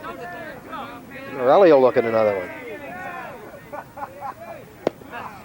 And he finally gets one over. Breaking ball at that, 1-1. I read Pete's lips there. He said about time. I don't know if he was talking about the umpire or he was talking about himself. Let's see if he goes bunt. No indication of bunt, swinging away. That's a little surprising. Yes, 1-2. Well, you hate to tell a pitcher to throw a high pitch, but I'll tell you, he might be wise throwing a high pitch to this kid because he's going to swing at it. Struck out twice, both times on high pitches. Way out of the strike zone. 1-2. Oh, Hulk strike. Unbelievable. Tony, I'm sorry, I don't understand why he isn't bunting in that situation. That makes no sense. It doesn't, you're talking about a situation, first and second, no out, so you bunt, get the runners. And if the bunter isn't successful, you still got first and second. If it gets over to second, third, anything can happen in baseball. You got young kids out here, errors, pass ball, anything could happen. Joe Papero, walking a strikeout. Ball one. What a strange game Gloucester has pitched. He's only given up 1 run so far, but he has been pitching in trouble the whole game except for the 4th inning. Well, they've had, 10 base runners so far, I guess. Only 1 has scored. It's a strike. Good pitch by Gloucester. 1-1 to Papero. I'll tell you, this strategy, I guess, is a good strategy in terms of taking the pitches, but it's also taking the bat out of the kid's hands, too. 1-1 to Papero. You have a tendency to start keep taking. You have that's what they're doing right now.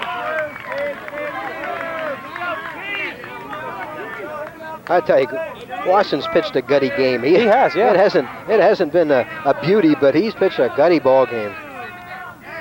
Breaking ball. Oh boy! Papero just about broke his back swinging on that curveball out of the strike zone, and the Wildcat batters continue to be frustrated by Gloucester. Yeah, you're right. I think you hit the nail on the head. A gutty performance by Pete. He could have just backed this thing, put the cap around the other way and walked off the field, but he's hung in there. And I think Al Rodena deserves a pat in the back, too, by sticking with Pete.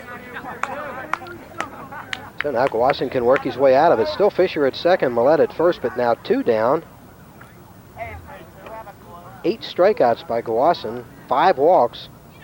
Funny game he's pitched, but he's still very much in it. Here's Gaffney, who scored the game's only run. Doubled high off the fence and left in the second, then scored ahead of Malarchik's double.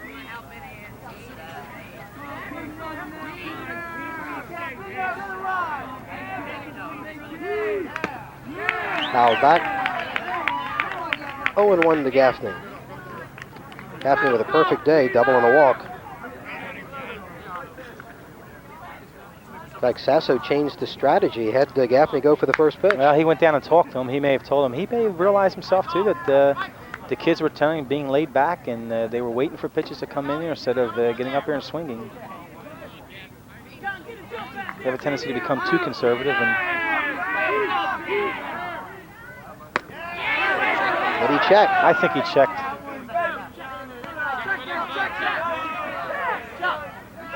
Appeal made. Mitch Price, the base umpire, says he did not commit. I think that was an accurate call. It's 1-1.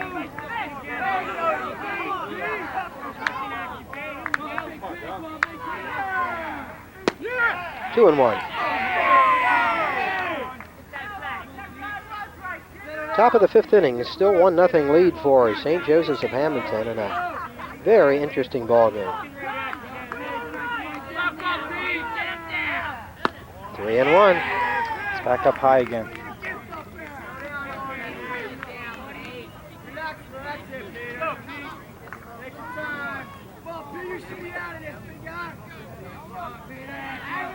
Three-1 to Gaffney. Missing outside. Ball 4. The bases loaded again, and you gotta wonder, Tony, how many times Gloucester can get away with this. Well, that's what's it? Twice or 3 times? That's 3 times he has loaded the bases, and still St. Joseph's has not scored in any of the bases loaded situations yet. This is the 2nd inning in the last 3 he has walked the bases loaded. The batter, Pete Malarchik. That punt situation from before. Yeah. Strategy. It's a strike to Malarchik, who has doubled in the game's only run and also struck out. This would be unbelievable if he could get out of another one of these jams. Yeah, I tell you, I like Pete's intestinal fortitude. He's just showing it right now. Kid's a tough kid, Peter. 0-1 to Malarchik. 1-1. A lot of critical spots in this ball game. This is another one here. Yeah, we can point to a lot of them looking back.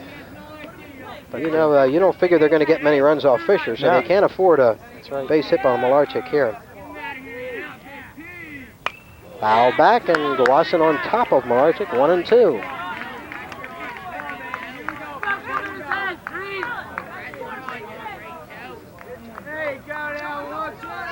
I see a nice little breaking ball by Pete this time. 1-2 to Malarchik. Bases loaded, 2 out, top of the 5th.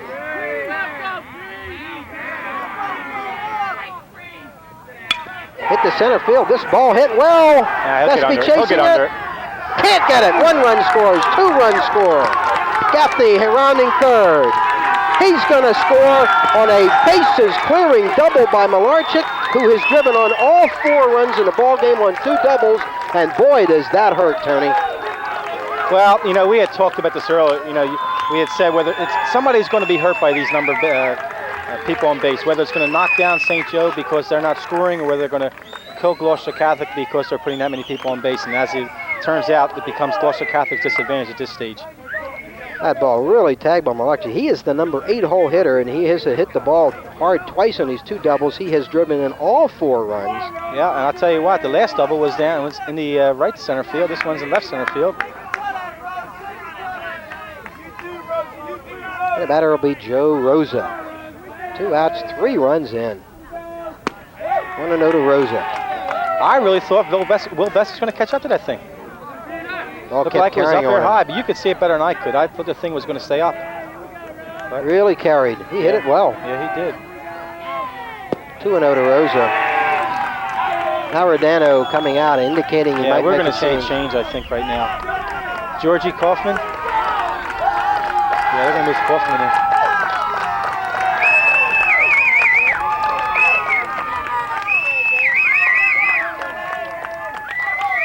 Greg Gerst is moving out to left field.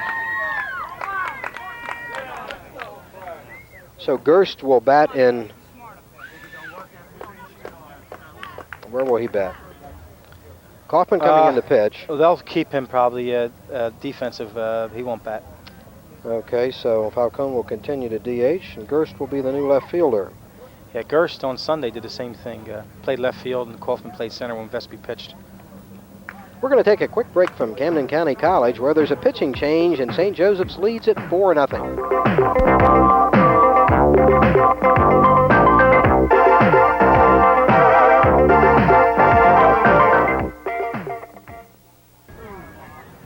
George Kaufman, the new pitcher for Gloucester Catholic. He'll be facing Joe Rosa with a 2-0 count, so Gloucester out of the ball game. Pitched very courageously, but all those base runners finally caught up to him here in the 5th inning on the 3-run double by Pete Malarchik, and it's a 4-0 lead for the Wildcats. 3-0 count, ball getting away for Zimmerman, but no advancement by Malarchik. Georgie has pitched in other performances. The one great game he pitched against Bishop Eustace, in which Gloucester Catholic beat Eustace 19-2. He had a really nice game against him. 3-0 count. Rosa will look at a pitch. Makes a strike. Well, the walks came back to haunt him. They sure did. His wildness. Got away with it in the 3rd inning when he walked the bases loaded, but not this time. Well, you get yourself in a situation, Bob. You got bags loaded. Can't get cute. You got a fire in there, and they're looking for the fastball, and the kid just roped it. So Rosa walked. That walk charged to Gowasson, who ran the 2-0 count before he was relieved by Kaufman. Now the top of the order, and Chris Caprio. Caprio 1 for 3. 3 runs in the inning, a chance for the Wildcats to get some more. To strike to Caprio. Caprio singled the lead off the ball game and was stranded on 3rd when Gowasson left the bases loaded in the 1st.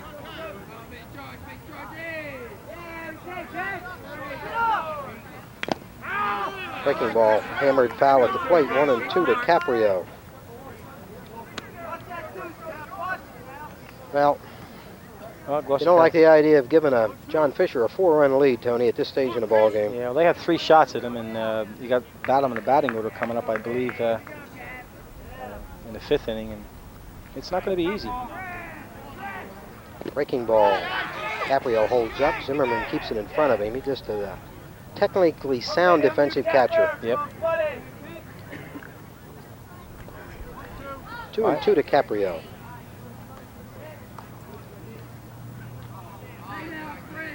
So Gowasson finished with 8 strikeouts and 7 walks, and 3 of those walks really hurt him here in this inning. Foul ball. Foul off Caprio's foot, walking it off. Think that hurts?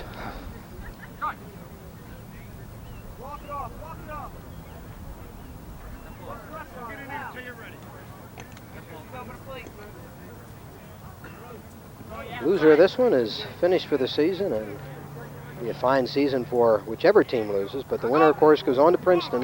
One more game for the state championship, and Parochial B, and Caprio really feeling that foul ball. Yep.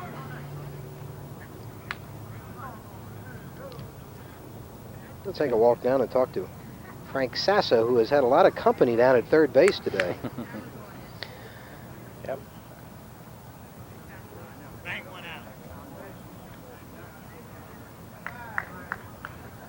It's going to be interesting to see how Fisher reacts with a 4-run lead. What kind of pitches he throws. Sticks to the same things he's been doing before. Larchick and rows of the base runners with 2 outs, 2-2 count to Caprio. Breaking ball, swing and a miss. He missed that one by 6 inches. Good job by Kaufman. Pitches out of the inning, but considerable damage done by St. Joseph's. They score 3 runs on the 3-run double by Pete Malarchik. And the Rams coming to bat in the home 5th. They need base runners now. They trail at 4-0. Tough spot, Tony, and of course, with Zimmerman, Kaufman, and Powers coming up, Rodano's telling them now, just get the base any way you can. Yeah, I think something's got to work in terms of pinch hitter. Something's got to. You got to get some people on base. Zimmerman and Kaufman probably won't be pinch hit for. You could possibly see Gary Powers being pinch hit for. Although I don't know who's on the bench for them to come out there and pinch hit, but they need base runners right now. They haven't had any, and Fisher's been very fortunate, and he has a right to be fortunate in terms of his own great works he's done, but he hasn't been tested. Base paths, he hasn't pitched from the stretch that much. Now in the 4th inning, or the 4 innings he's pitched, he's only given up 2 walks to Kincaid and DeLindner, and the lone single to Will Vespi leading off the 2nd. That's it. Yep.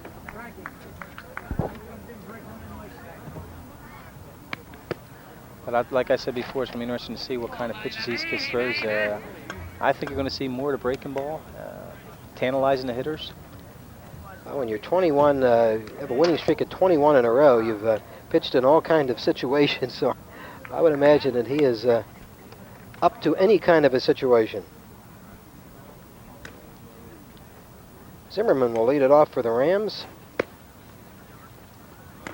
Passarella makes the throw down to 2nd, and just about ready for the Ram 5th. And down by 4, they need base runners.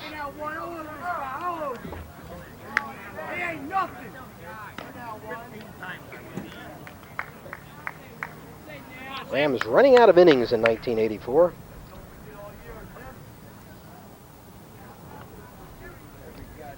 Zimmerman has been up only 1 time. He lined into a double play right back to pitcher Fisher on that 3-1 count when Vespi was at 2nd base. That was a critical point in the ball game. Yep.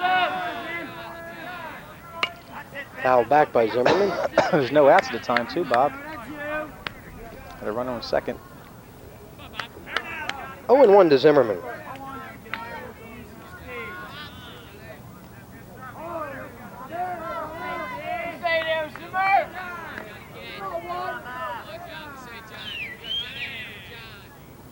One and one.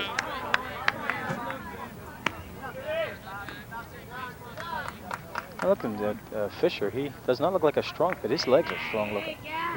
His upper body doesn't look like that really tough. Certainly not an overpowering pitcher. No. He uses his brain. Out back 1 and 2.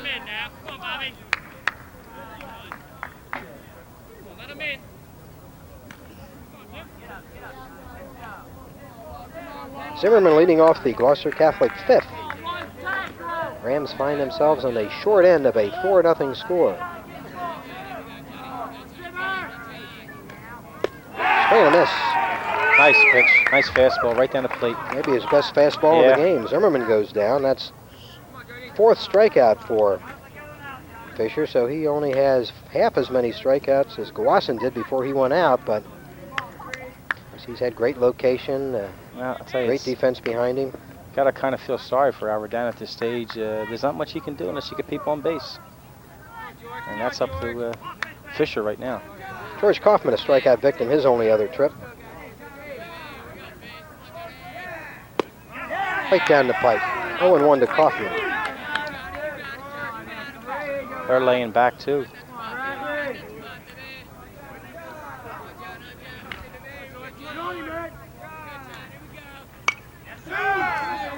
Foul back 0-2, so Fisher beginning to get the jump on most hitters in the latter innings. 1 out, 0-2 count to George Kaufman. 5th inning. Where do you see this breaking ball? Good place for his knuckleball, isn't it? Yeah. He is. You can see he. Foul back. Well, I tell you, I'm going to go hunt baseballs after this game, Tony. There's about It's like looking for golf a couple balls, right? dozen balls back there in the woods. How come you didn't bring a thermos of iced tea to this game? I had thoughts about it, Bob. Ooh, tough pitch there, 1-2.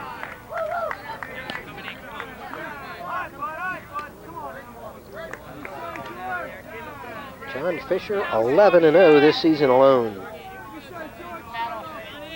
1-2 to Kaufman. Hit the right field.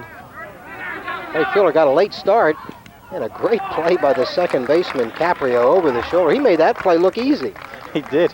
Right fielder Malarchik seemed to be playing inordinately deep on Kaufman. But Caprio made that play look routine. See, a lot of big leaguers have trouble with that one. Yeah. Gary Powers, the batter. See, he turns around. He has to look back into the sun over here too, Bob. The middle defense of Millette at short, Caprio at second. Obviously a key to this ball club. Another foul ball. Gary Powers pop up to shortstop, his only other time at bat. Rams with only 1 hit through the first 5 innings. Not like them. No, they have a team average of 430, so they've gotten some hits.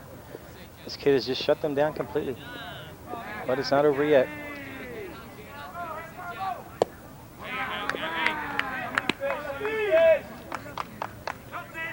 They have big bats over there, Bob. They can get back this game real quick.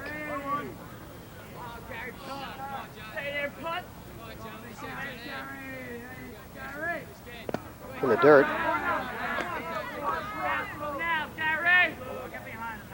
Powers just trying to get on any kind of way he can.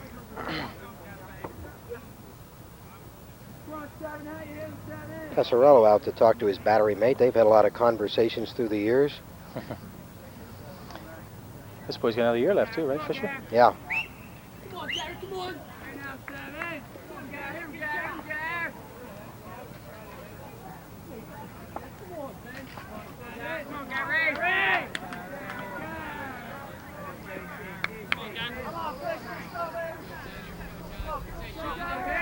2-2 to Powers. Foul back. And watching Gary swing here, he's really staying down. He keeps his head down on the pitch, swinging nicely. It's only getting pieces of it.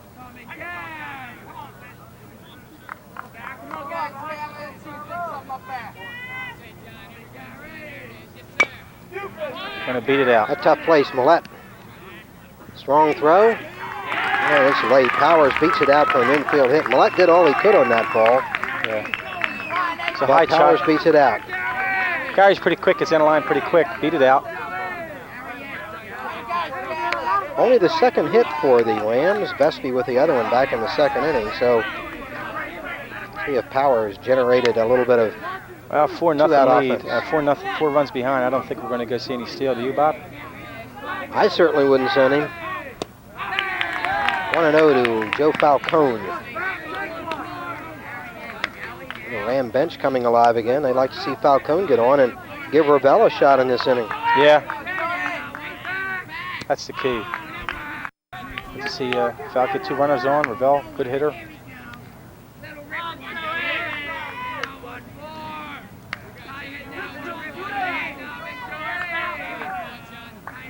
Now that's what I just don't understand at all. He's got a 4-0 lead. The base runner has got about a 2-foot lead, and he's thrown over there twice. I don't understand that. That's right. You know, last time they did the same thing to Vespi, and they threw the ball away. And you know, get yourself in situations. You're losing your concentration. Except he doesn't lose his concentration very often. He throws the ball down the middle, that's all. 1-1 to Falcone.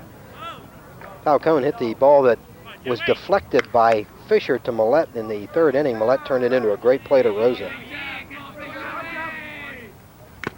Foul tip held by Passarello, 1-2 to Falcone.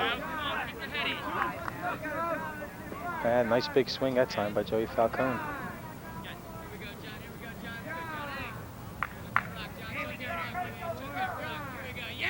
Foul tip held by Passarello. Falcone strikes out, and Fisher retains his shutout through 5. It's 4-0 St. Joseph's over Gloucester Catholic. We'll be back.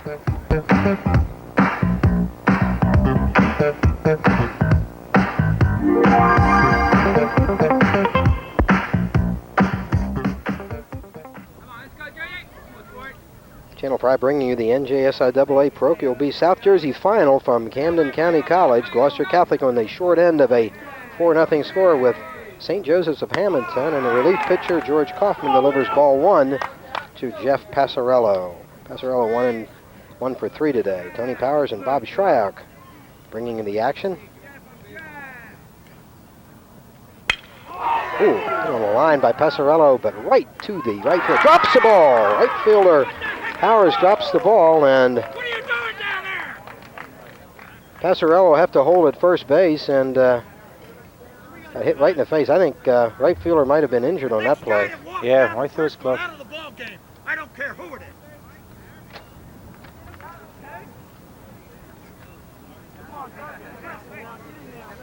That is Gary still out there, isn't it?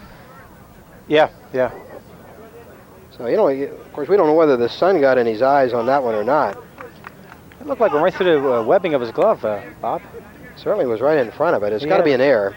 Yeah, definitely error. He tracked it down, got a nice jump on the ball. He stood right in front of it and hit well the ball by nice, though. Passarello, and Sasso, the St. Joseph's coach, is livid that Passarello is not at second Yeah, he base. definitely should be at second. He watched the ball. Fisher's been on all 3 times, an error and 2 walks, and has scored a run. Well, we could see a bunt here, Bob. Try and get another run across. I'll tell you one reason I would. I'd bunt this to get Fisher in the bench to get some rest. Sure, good move. Good point. I don't want him running in 86-degree temperatures with only 2 Yeah, innings that's to right, pitch and a yeah. 4-0 lead. Sure, you're you.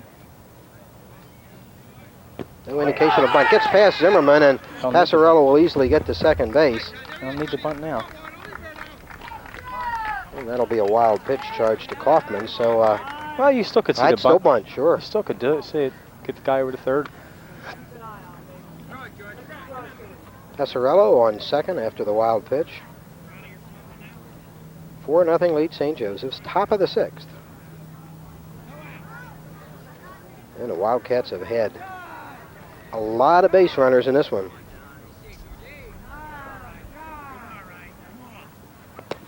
Good stop by Zimmerman. Ooh. Well, Georgie looks wild, too. 2-0 to Fisher. Middle of the Wildcat order coming up. They have a chance to break it open here. It's a strike, 2-1.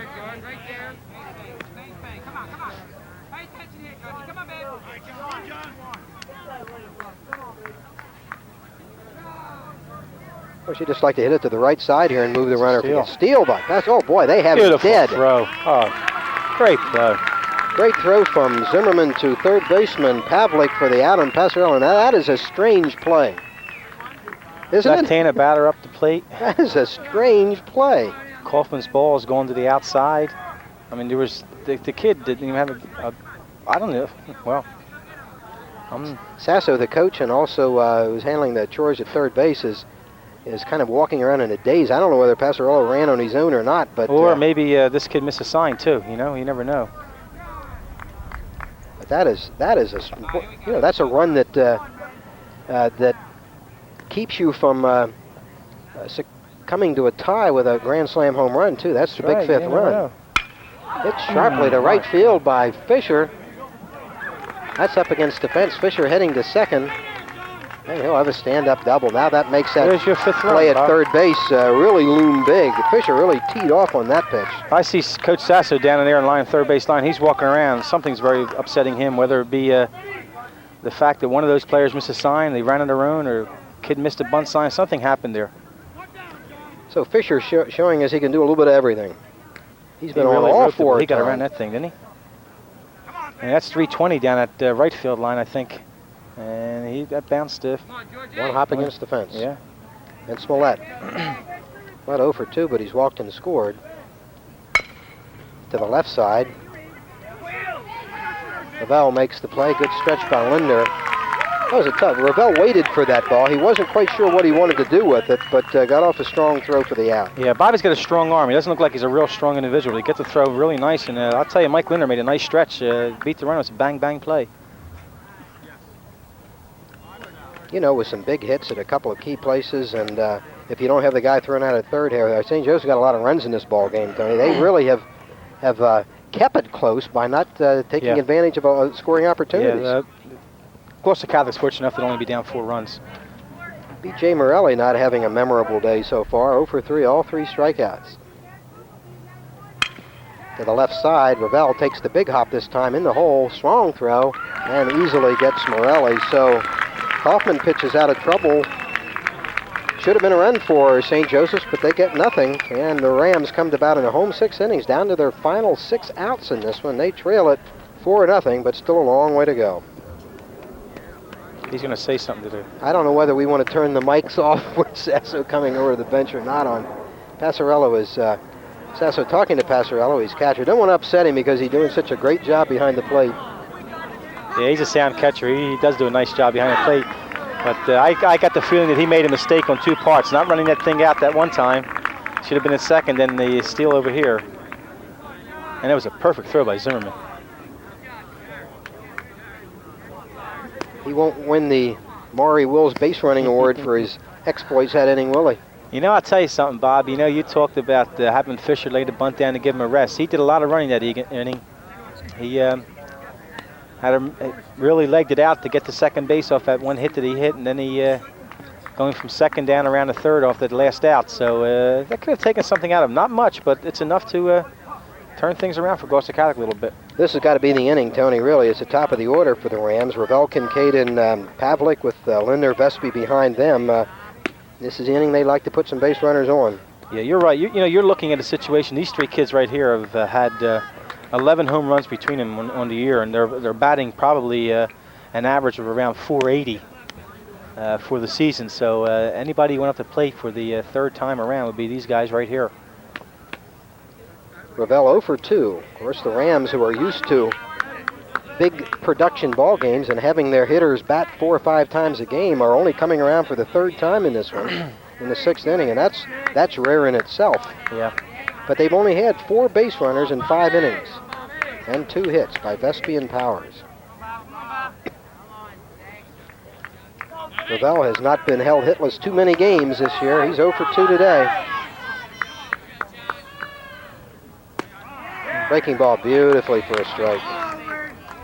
Aparo in close at third base, protecting against the bunt by Ravel, sensing that the Rams will take base runners any way they can get them. 1-1. Now the Ram bench again. Yeah, they gotta get something's got to happen. You got to get this thing pumped up. They sat 2 solid. You know, you got 4 runs behind, and right away you start getting in a little shell. They have to do something to pump this game up. 2-1. Trying to rattle Fisher. I don't think he rattles too easily. No, he probably doesn't, but it's enough. You know, you turn things around. Bert Hooton happened to Bert Hooton, didn't he? I saw that game in the rain.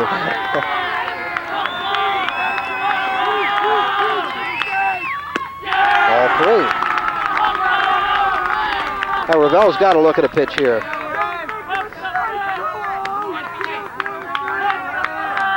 Three and 1 to Ravel, leading off the 6th inning, and we'll see if he makes Fisher throw a strike here. Inside corner, tough pitch, full count.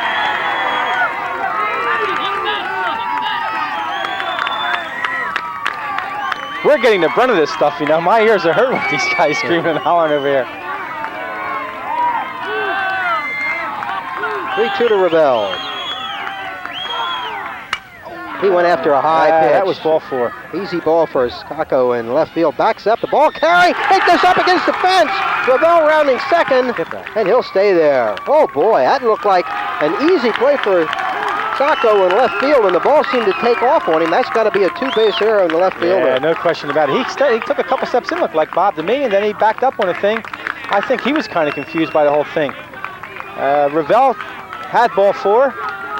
Sure did. Helped him out, and then this kid turns around and helps Gloucester Catholic out. So that might be the break the Rams needed, as Ravel leads off the 6th inning by reaching on a two-base error by the left fielder, and now the batter Dave Kincaid. So we'll see the heart of the Ram order, a chance for them to get back in it. They trail 4-0 to one of the tough pitchers in South Jersey, John Fisher.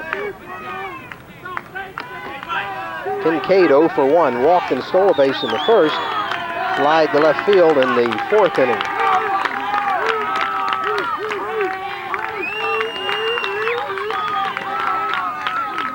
Not Fisher's fault. He should have 1 out. Yep.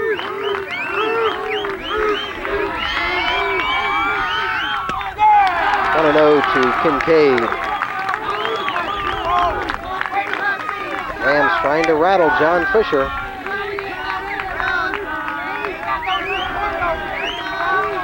Well, we got the entire Rams bench up. All 2. Frank Sasso, the upset. St. Joseph's coach, wants timeout. He wants to go out and talk to Fisher and try to settle him down a little bit with this Ram bench making all kind of noise in its effort to rattle the pitcher.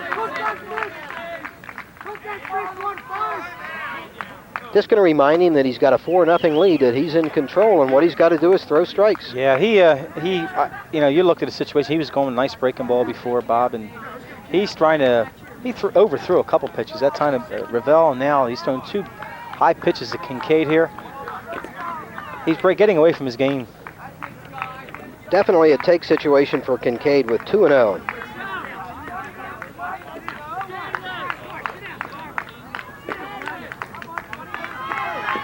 John Fisher working on a shutout, but more importantly, concerned about the win that would give St. Joseph's the Parochial B championship. 2-0 to Kincaid. Takes a strike.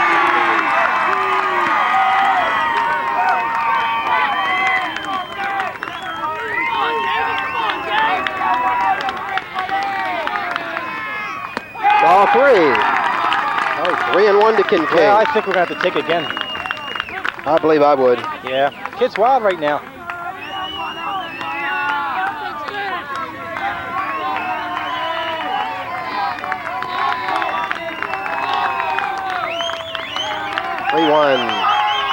Kincaid taking all the way walk. Oh boy.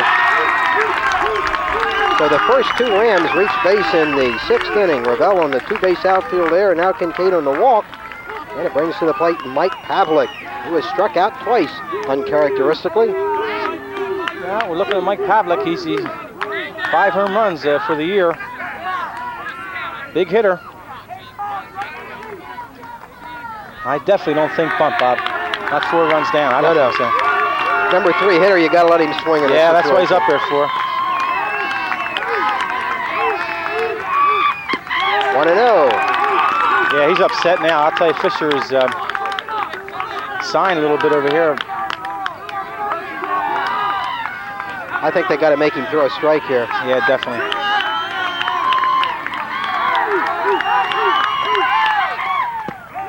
He does beautifully. Boy, he goes to that breaking ball 1-0. That's a great pitch. He threw that same pitch to Pavlik last time and struck him out on the That's a great pitch. 1-1 to Pavlik. That shows what kind of a pitcher he is when he can throw the breaking ball in trouble like that. Yep, came right back with it. So you might see this thing again. Another one hit the left field. Falling for a base hit. Late start for Ravel. Wasn't sure the ball was going to be caught. And the bases are loaded. Nobody out for Mike Linder. Wow, what a situation. Great job by Pavlik. Leaned on that ball, which seemed to hang. Looked like a hanging breaking ball. Yeah, it hung up, and you can see the way he hit it. The way he hit the thing was hung up there itself. So here's the top Ram RBI man in a key situation. Bases loaded, nobody out. 4-0 deficit for the Rams. Linder 0 for 1. Fly ball to right field, and he walked his last time up. So the Rams have loaded the bases with nobody out. Toughest spot in the ball game by far for Fisher. You will definitely not see Mike Linder help Fisher out at this stage. Infield will stay back. They'll concede a run for an out. Fastball for a strike, a beauty. Yeah, they're going to get the double. They'd rather give up one. They're not concerned about that. 0-1 to Linder. Breaking ball missing outside, 1-1.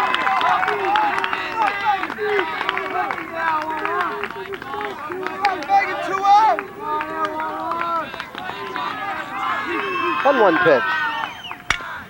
Up the middle, through for a base hit. Rebel scores. Kincaid around third. He's going to score. Pavlik heading to third base. 2-run single by Linder, and the Rams right back in the ball game. Oh yeah, hey, you cannot keep big bat silence forever, Bob. The kid is tired. There's no question about it. What a rally by the Rams. Still nobody out. You got first and third situation here. Now you can have some strategy going along over here. You might see some hit and run. You might see a steal in this situation. So that big error on the first batter of the inning looming rather large here. Ravel on the two-base outfield error. Kincaid walked. Pavlik singled to load the bases, and then Mike Linder hitting one sharply up the middle for a 2-run single, and it's a 4-2 ball game. I'll tell you, you can really credit Gloucester Catholic's bench as much to these runs and these runners on base as the hitters themselves. The batter, Will Vespi, had the first hit of the game for the Rams and reached on the fielder's choice. He's 1 for 2 officially. And again, the infield will stay back. They still want to get that first out. They'll give up one more run. Well, you're going to see another big outburst here if this kid throws another ball. Gloucester Catholic's bench, if you can get a shot at them, they all have their hats on backwards over there. And they come off the bench in unison. Fisher goes to first, and he balks. He is rattled. He is rattled, Tony. Yes, he is really rattled, and a balks in a run. Situation like this. Balks in a run. Yep. Boy, oh boy. Whoa, 4-3 is John Fisher, 21 straight wins, seemingly rattled, has balked in the third run of the inning. Suddenly it's 4-3, and the Rams have the tying run at second and nobody out. What a turnaround. What a turnaround. And I'll tell you one thing. That bench over there is amazing. Here they come again. Swing and a miss. Good fastball by Fisher. He looks angry hot. now. He looks like Al Raboski after Raboski coming down after somebody. He looks mad now. He's going to go at him now. Very upset. He's going to go at him now. 0-1 to Vespi. Yeah, he's going to go at him. 1-1. I got to agree with you, Tony. You got to give the bench some credit on this inning. Oh, yeah. They're a crazy bunch of guys. 2-1. Fisher visibly upset.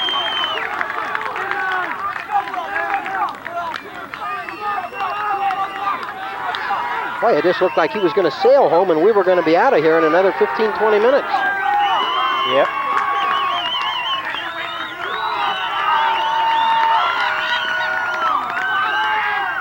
Breaking ball fouled off. Good pitch by Fisher. Count levels at 2-2, and if John Fisher ever needed a strikeout, it's right here. Well, I'll tell you one thing, Bob. If you ever needed a run, it was last inning when they cost themselves a run in that situation. You know, like you're looking at a game, they're only down 1 run right now, and that other run plays a big thing. Like you had mentioned, a grand slam takes away the tie game. That's going to come back to haunt them. Here comes that Ram bench again. They got John Fisher thinking. 2-2 pitch to Vespi. Fisher steps off, rattled by Linder out at second. They're playing games with Fisher's head right now. Oh, yeah, definitely. No question about it. And they're winning the war to Psych right now. They're winning it.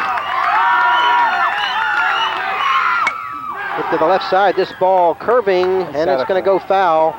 Late start for the left fielder. Stocco can't get there. It'll stay 2-2. Turned into a rather interesting ball game. Fisher had the Ram batters mesmerized through the first 5 innings. Looked like he was going to sail home easily, and he's in one now. Here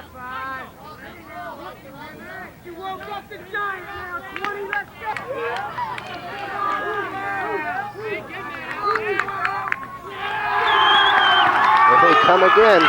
2-2 to Vespi. Full count.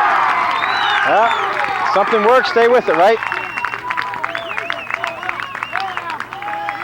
He's got to come in strong this time, Bob. And Vesby's a real good fastball hitter. 4-3 lead St. Joseph's, but the Rams with the potential tying run at second in the person of Mike Linder. Nobody out in the sixth. Vesby goes down the left field line. He could run forever. Hit the left field. Base hit. Linder with a late start. Shryock charging the ball. They're going to send Linder. Wide throw, cut off, and they get him easily. Great relay play. Great play from Shryock to third baseman Paparo to catcher Passarello, and I tell you, Tony, that was, I don't know about that decision. I don't know if the third base coach sent himself or he ran on his own, but whatever it was. And I'll tell you what, the third baseman took plenty of time to throw the ball in there, too. He was as surprised as anybody when he turned around and saw Linder running. Picture-perfect relay, good tag by Passarello, and that's a big, big out for the Wildcats. Vesby on the play, heads up base running, gets to second base where he represents the tying run. And the batter, Zimmerman. Ball one. So the first 5 batters in the inning for the Rams have all reached base. The last 3, Pavlik, Linder, and Vesby on hits, but there is one out now. There's one out.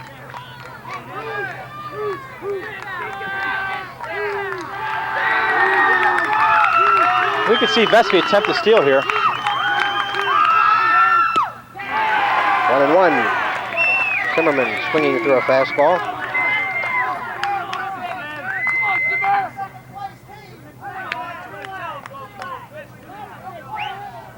Fifth inning.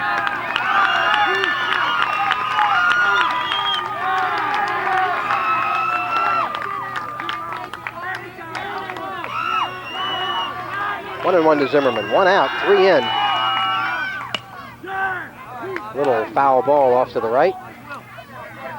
1-2 to Zimmerman. John Fisher, what a great career he's had. He's in a battle here, however. Yep.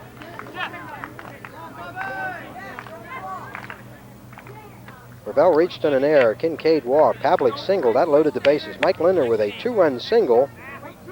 Well, Vesby singled to left, but Linder trying to score from second, thrown out by a wide margin at home.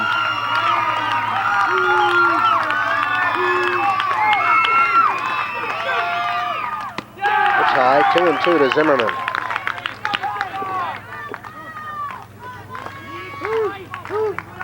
St. Joseph's 4, Gloucester Catholic 3. All 4 runs for St. Joseph's driven in on doubles by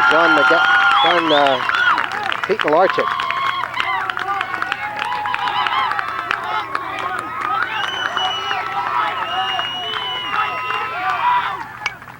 Foul back, Zimmerman sticking in there.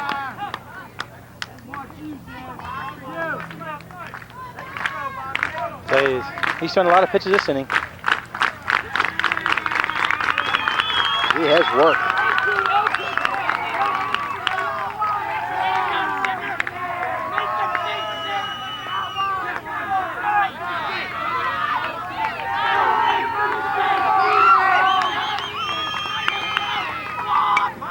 Foul off again. Tough at bat by Zimmerman. Yeah, he's really hanging in there.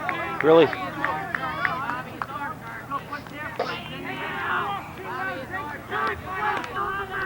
Boy, there's some big plays to recap in this game, Tony. But well, you know, just think about that, Bob. You can look back, and a lot of individuals could have won, saved, or lost this game. They started this thing off with that big error out there by the left fielder. That attempted steal by the catcher. Full count.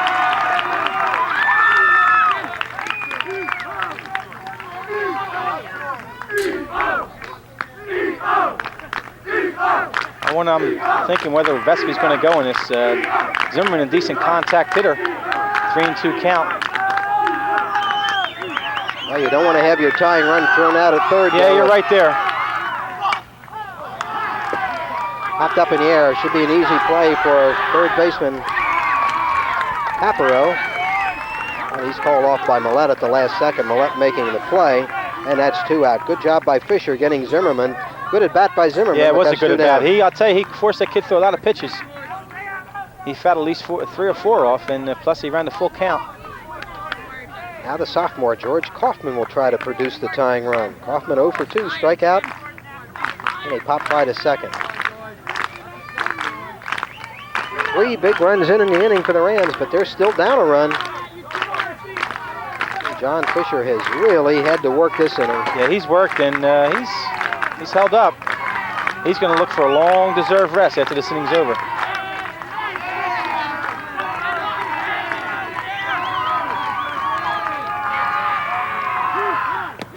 Good stop by Parochial. You know, Tony, you commented before this inning started that Fisher had been on base again with the double in the last inning and had to run out the ball in the last out of the inning. You just wonder if perhaps that he might be a little tired. It's very hot. Well, yeah, I watched him cross home plate, and he just took that sigh of relief as I say, boy. The center field should be an easy play for center fielder John Gaffney. And he takes it for the 3rd out. So Fisher does a good job of pitching out. However, the Rams score 3 times. And after 6 full innings, it's St. Joseph's 4, Gloucester Catholic 3, and the Parochial B final. We'll be right back.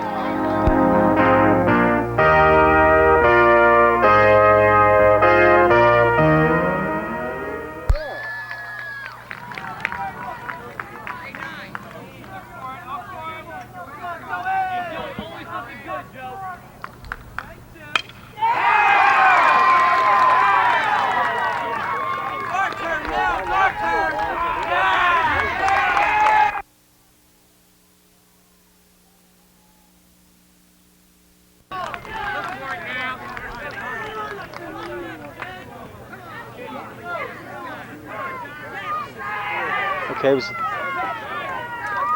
got a run on first right now. Got a run on first and a line drive base hit over the 3rd baseman's head. Gaffney the batter. He'll try to move Paparo. Well, we're going to probably see a bunt situation here, Bob, without a doubt. You got to get that extra run. No indication. See? 1-0 to Gaffney.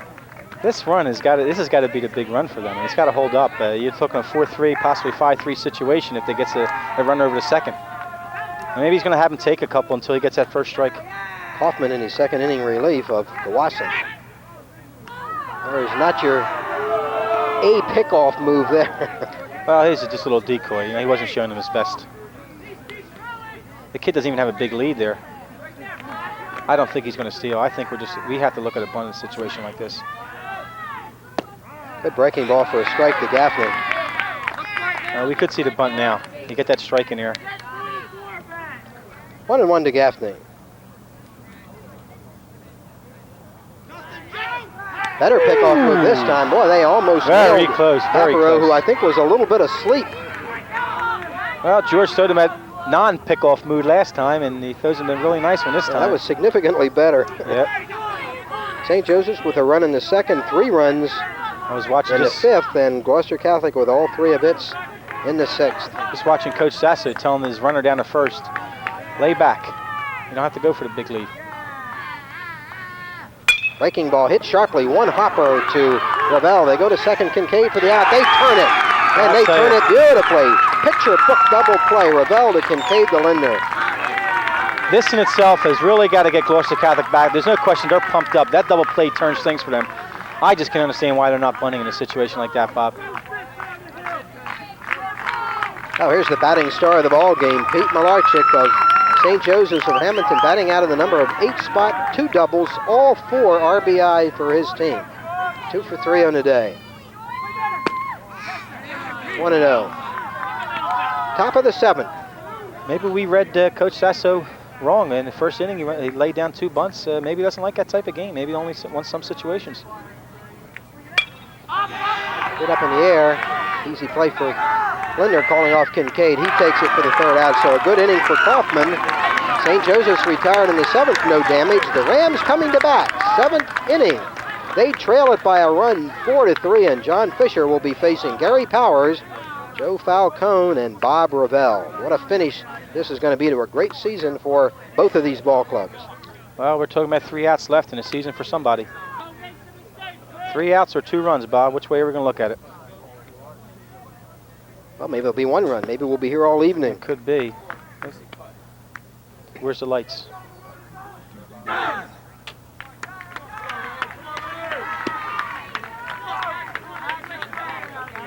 Well, we'll see if the Ram bench tries the same psych job they did on Fisher in the 6th inning when the Rams got all 3 of the runs. Well, I'll tell you, I think that, like I was saying to you before, they really had an awful lot to do with his getting those 3 runs, of course, as any of the hitters that were up there.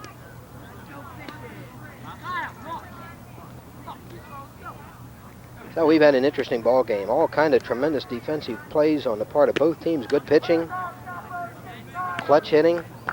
Yeah, it started out as a kind of a slow-moving game, other than the walks, and now it's really opened up into a really psych job game. People are really excited about this one. Gary Powers will lead it off for the Rams. He's 1 for 2. Pop up to the shortstop, then an infield base hit his 2nd time up. And he'll just be trying to get on base any way he can to lead off the inning. St. Joseph's infield crowding around their ace, John Fisher. Fisher seemed rattled by the antics of the Ram bench in the 6th. You're going to see it again, I'm sure of that, before this pitch is thrown. They're quiet now, but they're not going to be quiet long. Fisher up on the mound. Here they come. And that's what Fisher wanted to do. Well, that's enough to quiet him down. Throw a strike, right? He quiet some people he did down. too. Yeah. Gritting his teeth. 0-1 to Powers. Foul back. Fisher jumps on top of Powers. 0-2. We're going to see that breaking ball now. He's going to tantalize him with something here.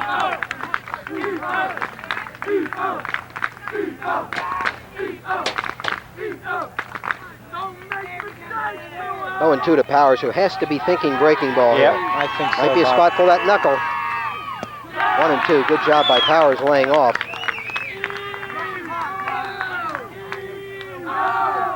Boy, no matter who wins this game, one way or the other, Bob, we can sit back here and point to a lot of different plays that could have turned this game one way or the other.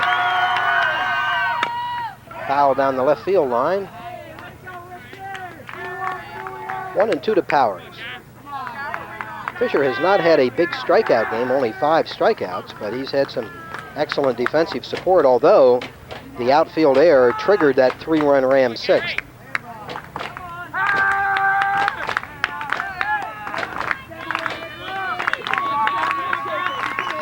1-2 to Gary Powers. Fouled again. He's found off some pitches.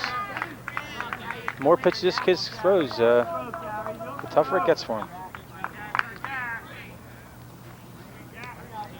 NJSIAA Parochial B Championship hanging on this inning. St. Joseph's leads it by a run. The Rams rallying from behind the entire game. Need a rally here. Need a run to force overtime. 2 runs to win it.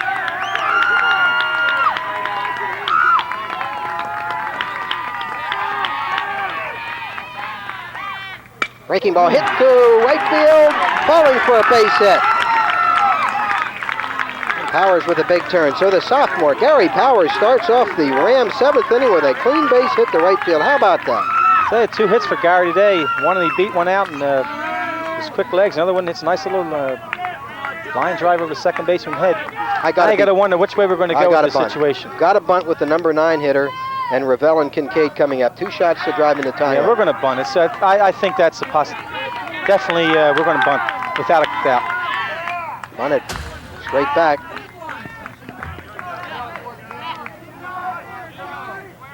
Powers the runner at first. Nobody out in the Rams 7th. 0-1 count to. Let's see if the bunt is still on. Falcone, who's 0 for 2. It's still on. I would say we're going to. Got to go, Bob. You got to get the run in the second, especially with your Ravel coming up next. Fisher goes to first. Soft toss to keep Powers close to the bag.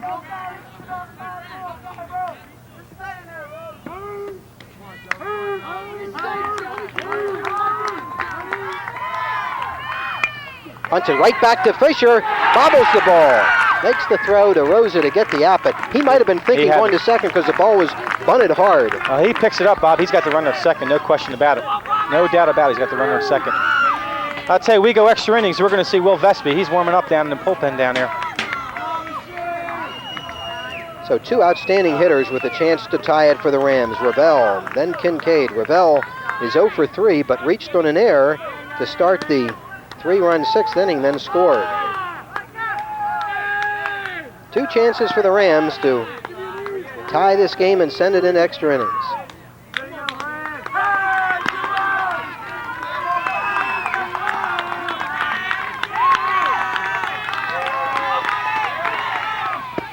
Swing and a miss. Good fastball, good rip by Ravel, no contact. Well, that was a nice fastball. He threw the thing right down the heart of the plate. I think that's as good a fastball as he's thrown all day. Yeah. The other he threw it in a spot Ravel probably hit it. He's probably more upset than himself that he didn't hit the ball. He's a durable young man. Nice breaking ball, but it's low, 1-1. Well, I think he's got the strength where he needs in his legs. I'm looking at his calves right now, and he looks like a strong boy in the legs, and that's where pitchers need it. 1-1. 2-1, just inside. Tough pitch.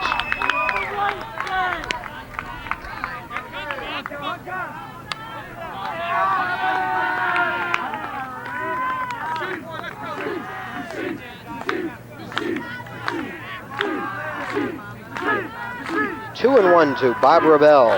Tying run at second. Hit sharply to left side. Go for a base hit. Powers rounding third. They're going to send him. It's cut.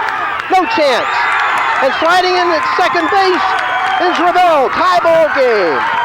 Powers surrounded by his teammates after scoring the tying run. Bob Ravel delivers in the clutch. The ball off the glove of shortstop Millette, but it was a clean base hit. Ravel with heads-up base running to get to second with a potential winning run. Definitely. Good base running, no question about it. Well, we might be here a long time. Well, you have your two top hitters now, two of your top hitters coming up to bat. Another ground ball, base hit, something like that. Game could be over.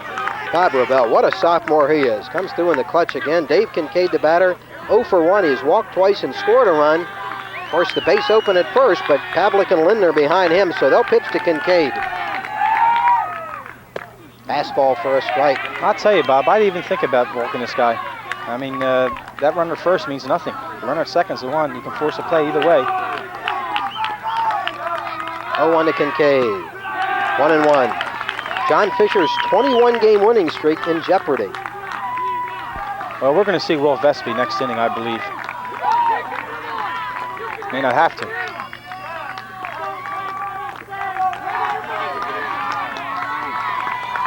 One pitch. Good pitch for strike 1 and 2 to Kincaid.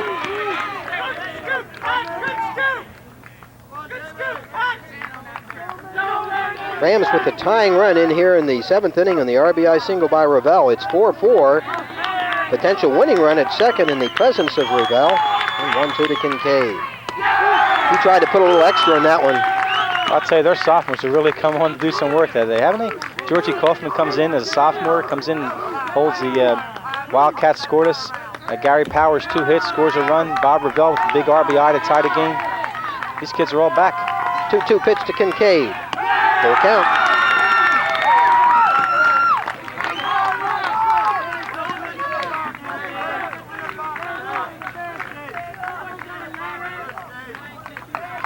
What a tense spot in the ball game this is. 2-2 to Kincaid. Ravel on second. Winning run down there. 4-4 ball game. Rams have battled back from a 4-0 deficit. At the right center field, this could be trouble. Center fielder back, makes the catch. Tagging at third base is Ravel and goes to third after the catch by Gaffney. I'll tell you, there's 2 situations that Bobby Ravel makes great fundamental base running moves. He gets the second on that throw in, and now he tags up over here in that fly ball to center field. Good heads-up baseball. Now with Ravel at third. We have talked earlier in the ballgame about all the distance here between home plate and the backstop. This is a situation where you cannot afford a wild pitch or pass ball as you can in most high school parks. Yep. So a lot of pressure on the catcher, Jeff He's got to put the ball up there. And Mike Pavlik, the batter, 1 for 3. Big single in the last inning. Now, of course, with 2 bases open. Would you walk him, Bob? Sasso, well, of course, then you got you could walk them. Walk both of them. I swear, that guy's that runner third is a big one. Any base. And you have left against left, but Vespi, of course, with 2 base hits. Yeah, but He'll work on Pavlik. Up in the air, it's going to go out of play. Foul ball. Pavlik can be a big hero. Boy, they mob Pavlik if he gets this run in. He may never get up. 0-1 to Pavlik, 2 outs. Bottom of the 7th, Rams with a run in. They've tied it. Winning run at third base, Bob Ravel. Pavlik trying to get him in any way he can.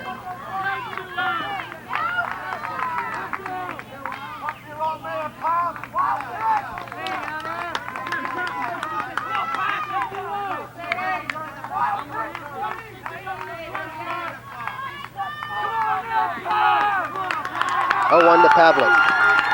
Fisher from a full windup. 1-1.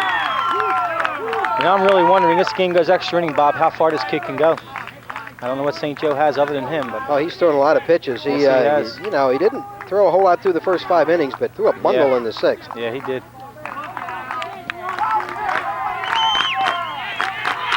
On 1 to Pavlik. Good fastball. Foul tip by Pavlik. 1-2.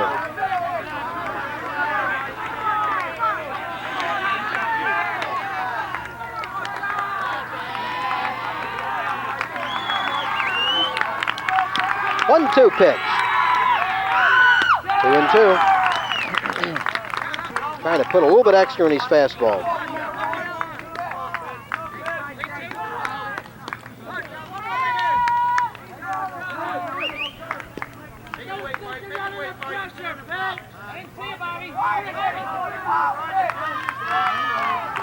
Two count to Pavlik. Winning run at third. Almost hit him. Full count.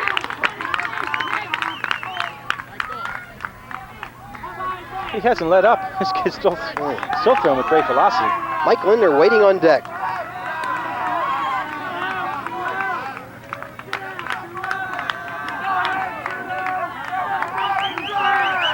Full count pitch to Pavlik.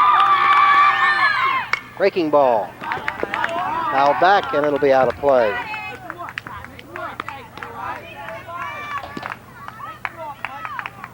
Oh, this is a ball game that's had everything. I tell you, you could not ask for a better championship game than this. Yeah. People got their money's worth, right? That's for sure. We've seen it all. A lot of walks, fielding plays, big base hits, some fine base running. Full count again to Pavlik. Foul back again. Tough at bat by Pavlik. Good battle here between Fisher and Pavlik in a critical spot. We're going to see who wavers.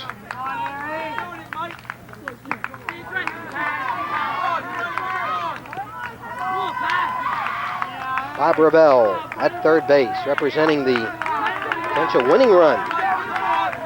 Bottom of the 7th, 4-4 tie. Full count pitch by Fisher. Hitting the left center field, hit pretty well, but this will stay in the ball. Oh, is it? Whew, center fielder Gaffney catches it. We're going extra innings. That one had everybody excited. The Rams tie it with a run in the 7th, but we're going extra innings. It's St. Joseph's of Hammonton 4, Gloucester Catholic 4. We'll be back.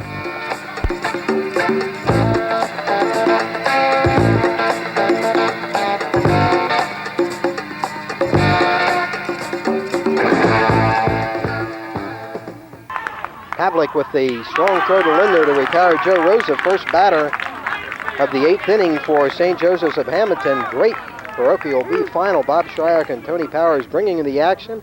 It's 4-4, and George Kaufman, the sophomore, still in there pitching. We thought we might see Will Vespi, who was warming up between while the Rams were battling the last inning, but he's still in center field. He was warming up for Saturday, I guess. Well, might be a Saturday now for the Rams. Didn't look like they would for a while. This one hit to Ravel, plays the second hop, and he guns down Caprio for the second out. Well, you know, I'm watching this Gloucester Catholic team, and they are so fundamentally sound. You watch a kid like Ravel, only a sophomore. He just played that ball perfectly, took his time, didn't let the ball play him. Pavlik on that play there, boy, they're tough. Defensively, they're really strong. Chip Passarello, 1 for 4. Reached on an air and also on a bunt hit. Takes ball 1 from Kaufman. Rams trailed 4-0, scored 3 in the 6th, 1 in the 7th, the fourth extra innings. 2-0 to Passarello. George Kaufman gets through this inning. He's got Vespi leading off, or Linder leading off, I believe, right? Linder, right. 3-0 to Passarello. Now here's George trying to throw breaking balls. He's got to throw the pitch up there. He's got a great defense behind him. Let him hit the ball. People will catch it.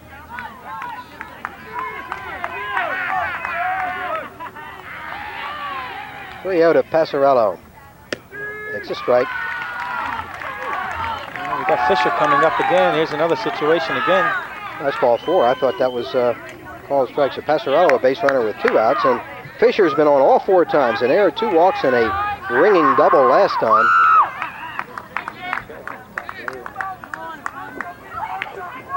He wouldn't mind hitting one out of here so he doesn't have to run very hard. He came close last time. He really got around it last time. 2 outs, Passarello the runner at first. Fisher wants time.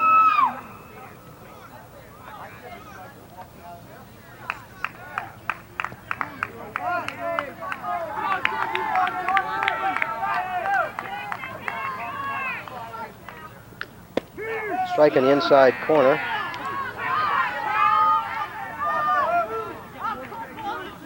That's a ball.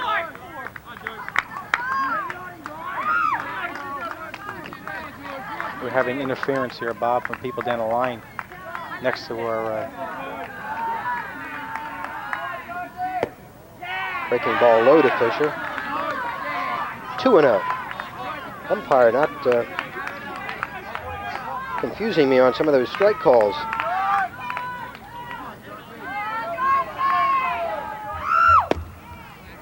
Ball 3. Not what Kaufman wants to do. Definitely not. Got the first 2 outs easily on 2 pitches, and Passarello walked on 4 pitches.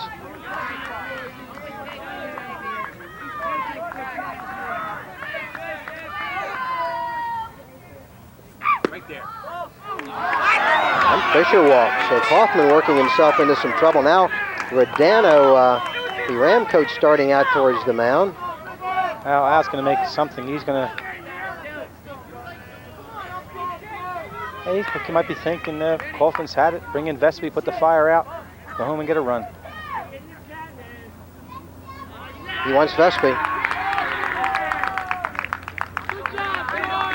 So Kaufman, the sophomore, does a fine job in relief. Hey, Georgie pitched a tough game. You know, that kid pitched what? 2 2/3 innings, came in and held St. Joe scoreless.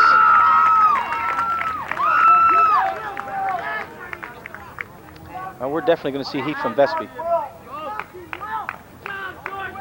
So the Wildcats with a scoring opportunity in the 8th inning after Rosa and Caprio were retired on ground balls. Consecutive walks issued to Passarello and Fisher. And Vespi will have to work to the cleanup hitter, Vince Smollett. Will's a big strikeout pitcher for them. Bob, he's had 18, 17, 15. He had 12 strikeouts the other day against Eustis. He can really fire. It's been sometimes up in the high 80s in his fastball. Has a decent curveball. Of course, he pitched the shutout against Bishop Eustis. Right. They got the Rams here. Pitched a brilliant game in his duel with Andy Kavulich, who also pitched well. Yep. I'll tell you the key to Vespi, though, when he pitches is Zimmerman. Zimmerman really can control Will. What a comeback by the Rams. You just do not figure that they're going to score 4 runs off John Fisher. But they did. Well, you know, you have to look at it from both ends. The fact that they could have been down from the fact that they were 4 runs down, plus the fact that Fisher was just mowing them right along. But, you know, they got big bats, and you can't keep those kids silent forever. And they came across, and the big opener was that error by the left fielder. That opened the gates to the 3 spot in the 6th. Vince Smollett, who's played a fine defensive game at shortstop for the Wildcats, looking for his first hit. Did walk and score a run in the 6th inning. Another key spot in the ball game. 2 on, 2 out in the 8th inning. 4-4 tie. Will Vespi, third Ram pitcher.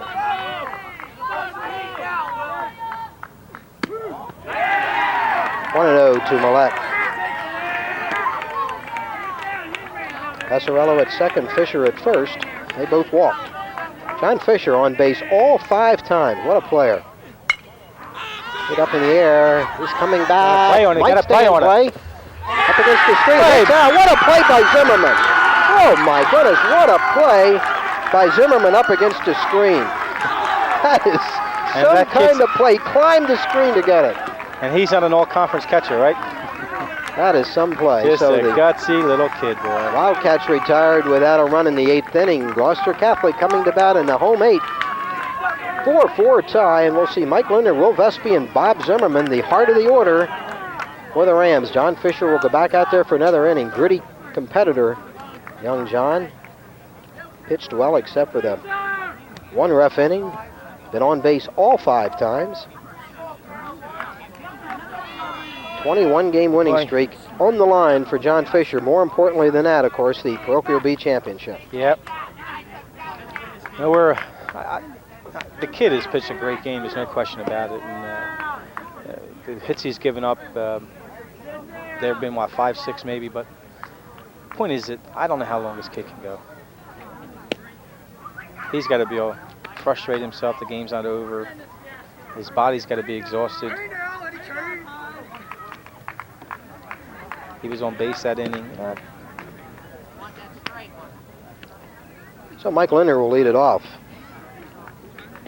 Fly ball, a walk, and a big 2-run single in the 6th inning. That helped get the Rams back in it. Linder, of course, capable of ending this game on 1 swing of the bat.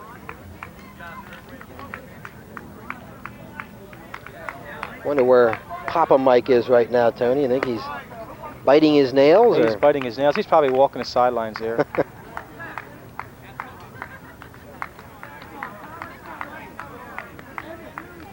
Young Mike looks totally unflappable, doesn't he?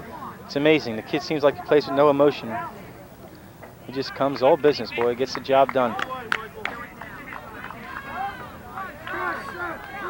I doubt that he'll see very many fastballs in this at-bat. Well, I said to you before, Mike Linder won't help his kid out. He'll only swing at the good pitches. 1-0 to Linder.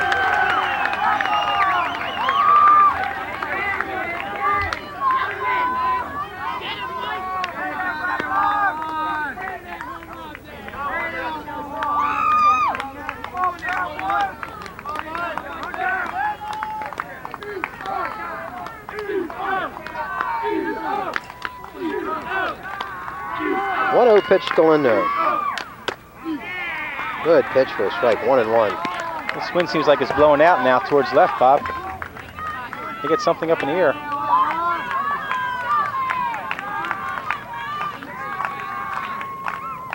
Breaking ball, 2-1. Before we forget it, might say something nice about the umpires today, Tony. Chuck Marciano behind the plate, Mitch Price on the base pass, I think have called an excellent ball game. I'll tell you, it wasn't an easy game for the player, at least the umpire behind the plate, especially with a kid like Fisher who throws a lot of breaking stuff, but he's done a nice job. 2-1 to Linder. 3-1. Mike's got to like this situation. 3-1, he's got to be looking fastball. Yeah, there's no take here. He's going all the way. It comes down his line, boy. He's going to hit it. 3-1 pitch. Sharply off the glove, deflected to Millette. Comes up throwing and gets it. That is another great play by Millette, the St. Joseph shortstop. That's 2 of those deflected off Fisher's glove, and I tell you, that kid can play shortstop. They're all strong arm. That kid at first, Rosen made a nice stretch again. So Linder retired for the first out of the 8th inning, and the batter will be Will Vespi. Vespi's had a good ball game. 2 for 3, 2 singles. Now he's a pitcher of record for a chance to win his own ball game.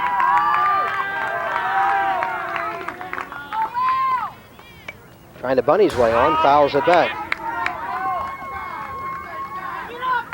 Will gets on, you're definitely going to see a steal. Attempted steal anyway. Game is messing up my makeshift scorebook. I don't have any room left for any more innings. 0-1 to Vespi. Hit sharply to the right side. Through for a base hit. Will Vespi with his third straight hit now. Here's the situation Tony was just talking about with one out. A good spot. Vespi trying to stretch it into second. They get him. Oh, boy. Well, Vespi doesn't have a chance to steal the base. Tries to get the second and is thrown out for the second out. Will's an aggressive type of player, and I guess he's thinking maybe the outfielder out there just played around a little bit, and Will went. So now 2 outs. Instead of 1 with a runner on, now Zimmerman batting with nobody on and 2 outs, and we're looking at a possibility of going to the 9th. Yeah, that's a sorry situation because you know, get a kid like Bobby, he's gonna work the pitcher possibly for a walk. He's gonna hang in there. He's gonna swing. He's gonna make some contact. Will's gonna be on second. Nice little steal. It's unfortunate it has to end up that way. I'll tell you one thing, it takes a strategy away from the coach, doesn't it? Rodano not very happy about that sequence. Slow to Zimmerman. Zimmerman 0 for 3. But he has caught a brilliant game and, of course, made that fine play against the screen to end the 8th inning.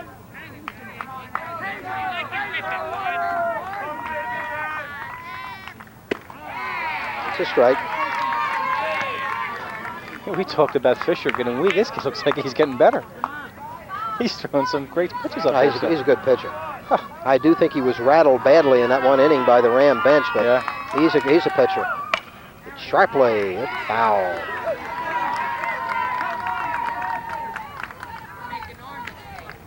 I hope you didn't have anywhere to go tonight, Tony. Nah, not really, Bob.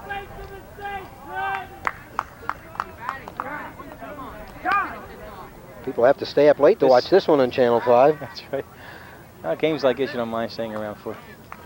I'll tell you, there aren't too many. In fact, I don't see anybody's left this game.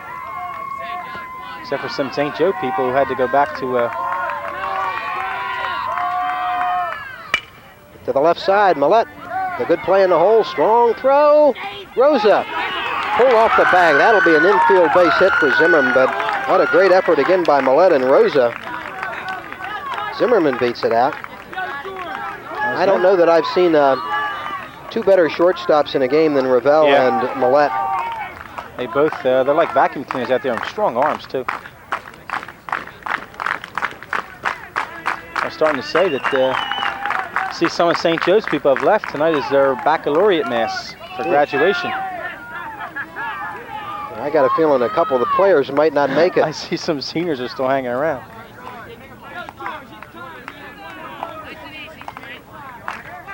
I think they figured they'd be on the bus riding back home with a win by now. Yeah, one way or the other, they were supposed to be on their way. Sophomore George Kaufman 0 for 3, but a fine job of relief pitching in this one. Ooh. Well, he almost had Zimmerman leaning in. Yeah, he did. I don't know if they're thinking steal in this situation or not.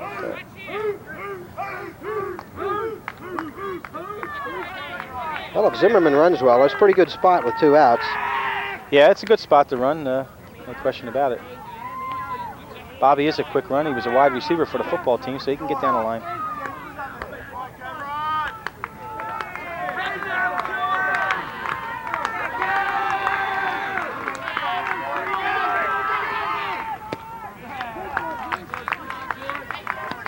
It's a ball.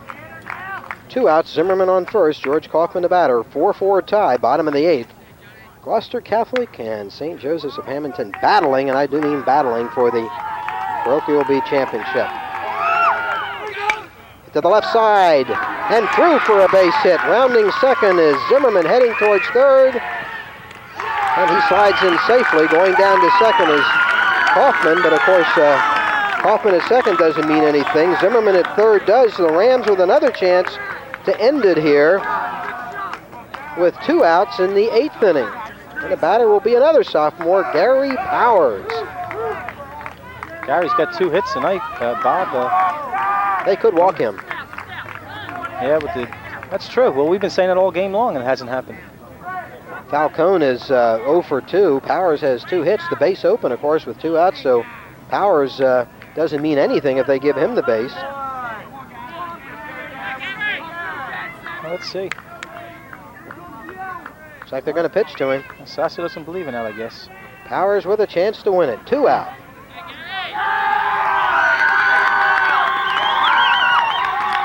Still trying to rattle Fisher. Zimmerman, the potential winning run at third. Powers a batter. Swing and a miss. Good fastball by Fisher, 0-1.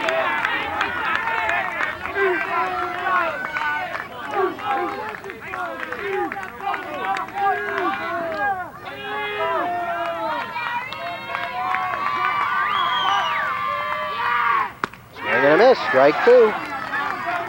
Fisher showing his moxie here, getting ahead of Powers. Now Gary has to watch for the breaking ball. Yeah, he may throw the fastball, get this thing over with, too. Powers with a chance to win it, but he's in the hole, 0-2. Hit him. Hit. He is hit. 0-2 pitch, and Fisher hits Powers to load the bases with 2 outs. And that'll give Joe Falcone, the designated hitter, a chance to win it. Well, Fisher can't afford to hit anybody else, that's for sure. Well, we talked about loading that bag up, right? What a ball game. Bottom of the 8th, bases loaded, 2 outs, 4-4 tie.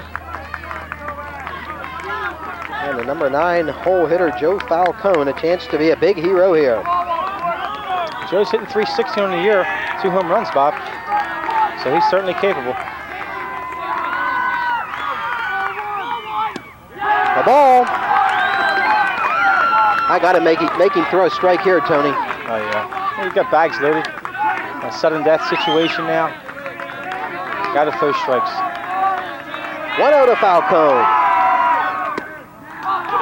Ball 2. Whew. Falcone looking down at the third base coach around, but he didn't have to look down there. He's going to take this pitch. He's taking definitely one.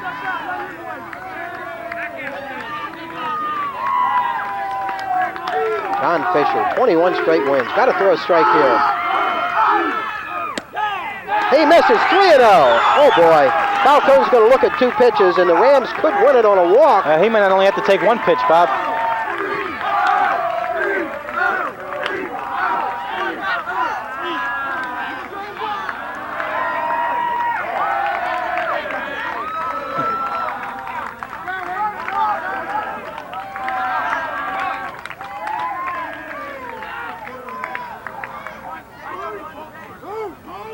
Bases loaded, but that doesn't make any difference. The big run is Zimmerman down at third base, 4-4 tie. 3-0 count on Falcone, who will look at 2 pitches if he has to. Young John Fisher, great pitcher, 21-0 since losing his first game as a freshman. Never been in a tougher spot than this one with the South Jersey Championship on the line. Got to throw a strike.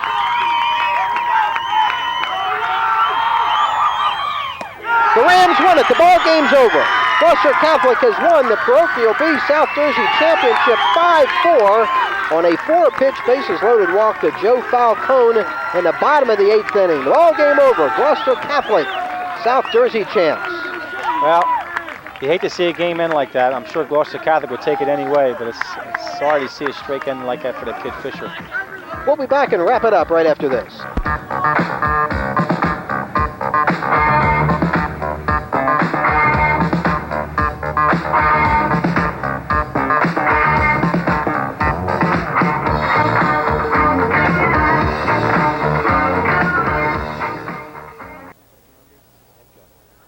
Bob Shryock and Tony Powers back at Camden County College.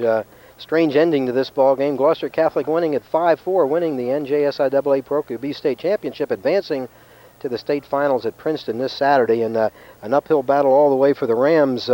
Tony down 4-0, came back with 3 in the 6th, a run in the 7th to tie it, and then they win it on the 4-pitch walk to Falcone in the 8th inning, a game that had everything. Well, you're right, and I think Fisher deserves a better fate. He pitched a great game, and that's not to knock Gloucester Catholic because they had to come back from 4 runs down. But it was a game that had everything, like you said, Bob. He had some great base running, had some great defensive plays by the infield of St. Joe Hammonton and also by the infield of Gloucester Catholic. Some good pitching down the stretch. Fisher pitched a great game. Some great relief by George Kaufman coming in relief of Pete Gowassen. Even Gowassen pitched a gutty game, as you had said. And And big hits by some big people. The sophomores seemed to come through. The bottom of the order came through with Linder, Vespi, and Kaufman and Powers all. And Zimmerman came in with that big hit in the last inning. So it had a game that had everything. And I'll tell you one thing, that bench at Gloucester Catholic was really they get an assist, that's for sure. Yeah, there's no question about it. They were pumped up, and I think it rattled Fisher in that one inning.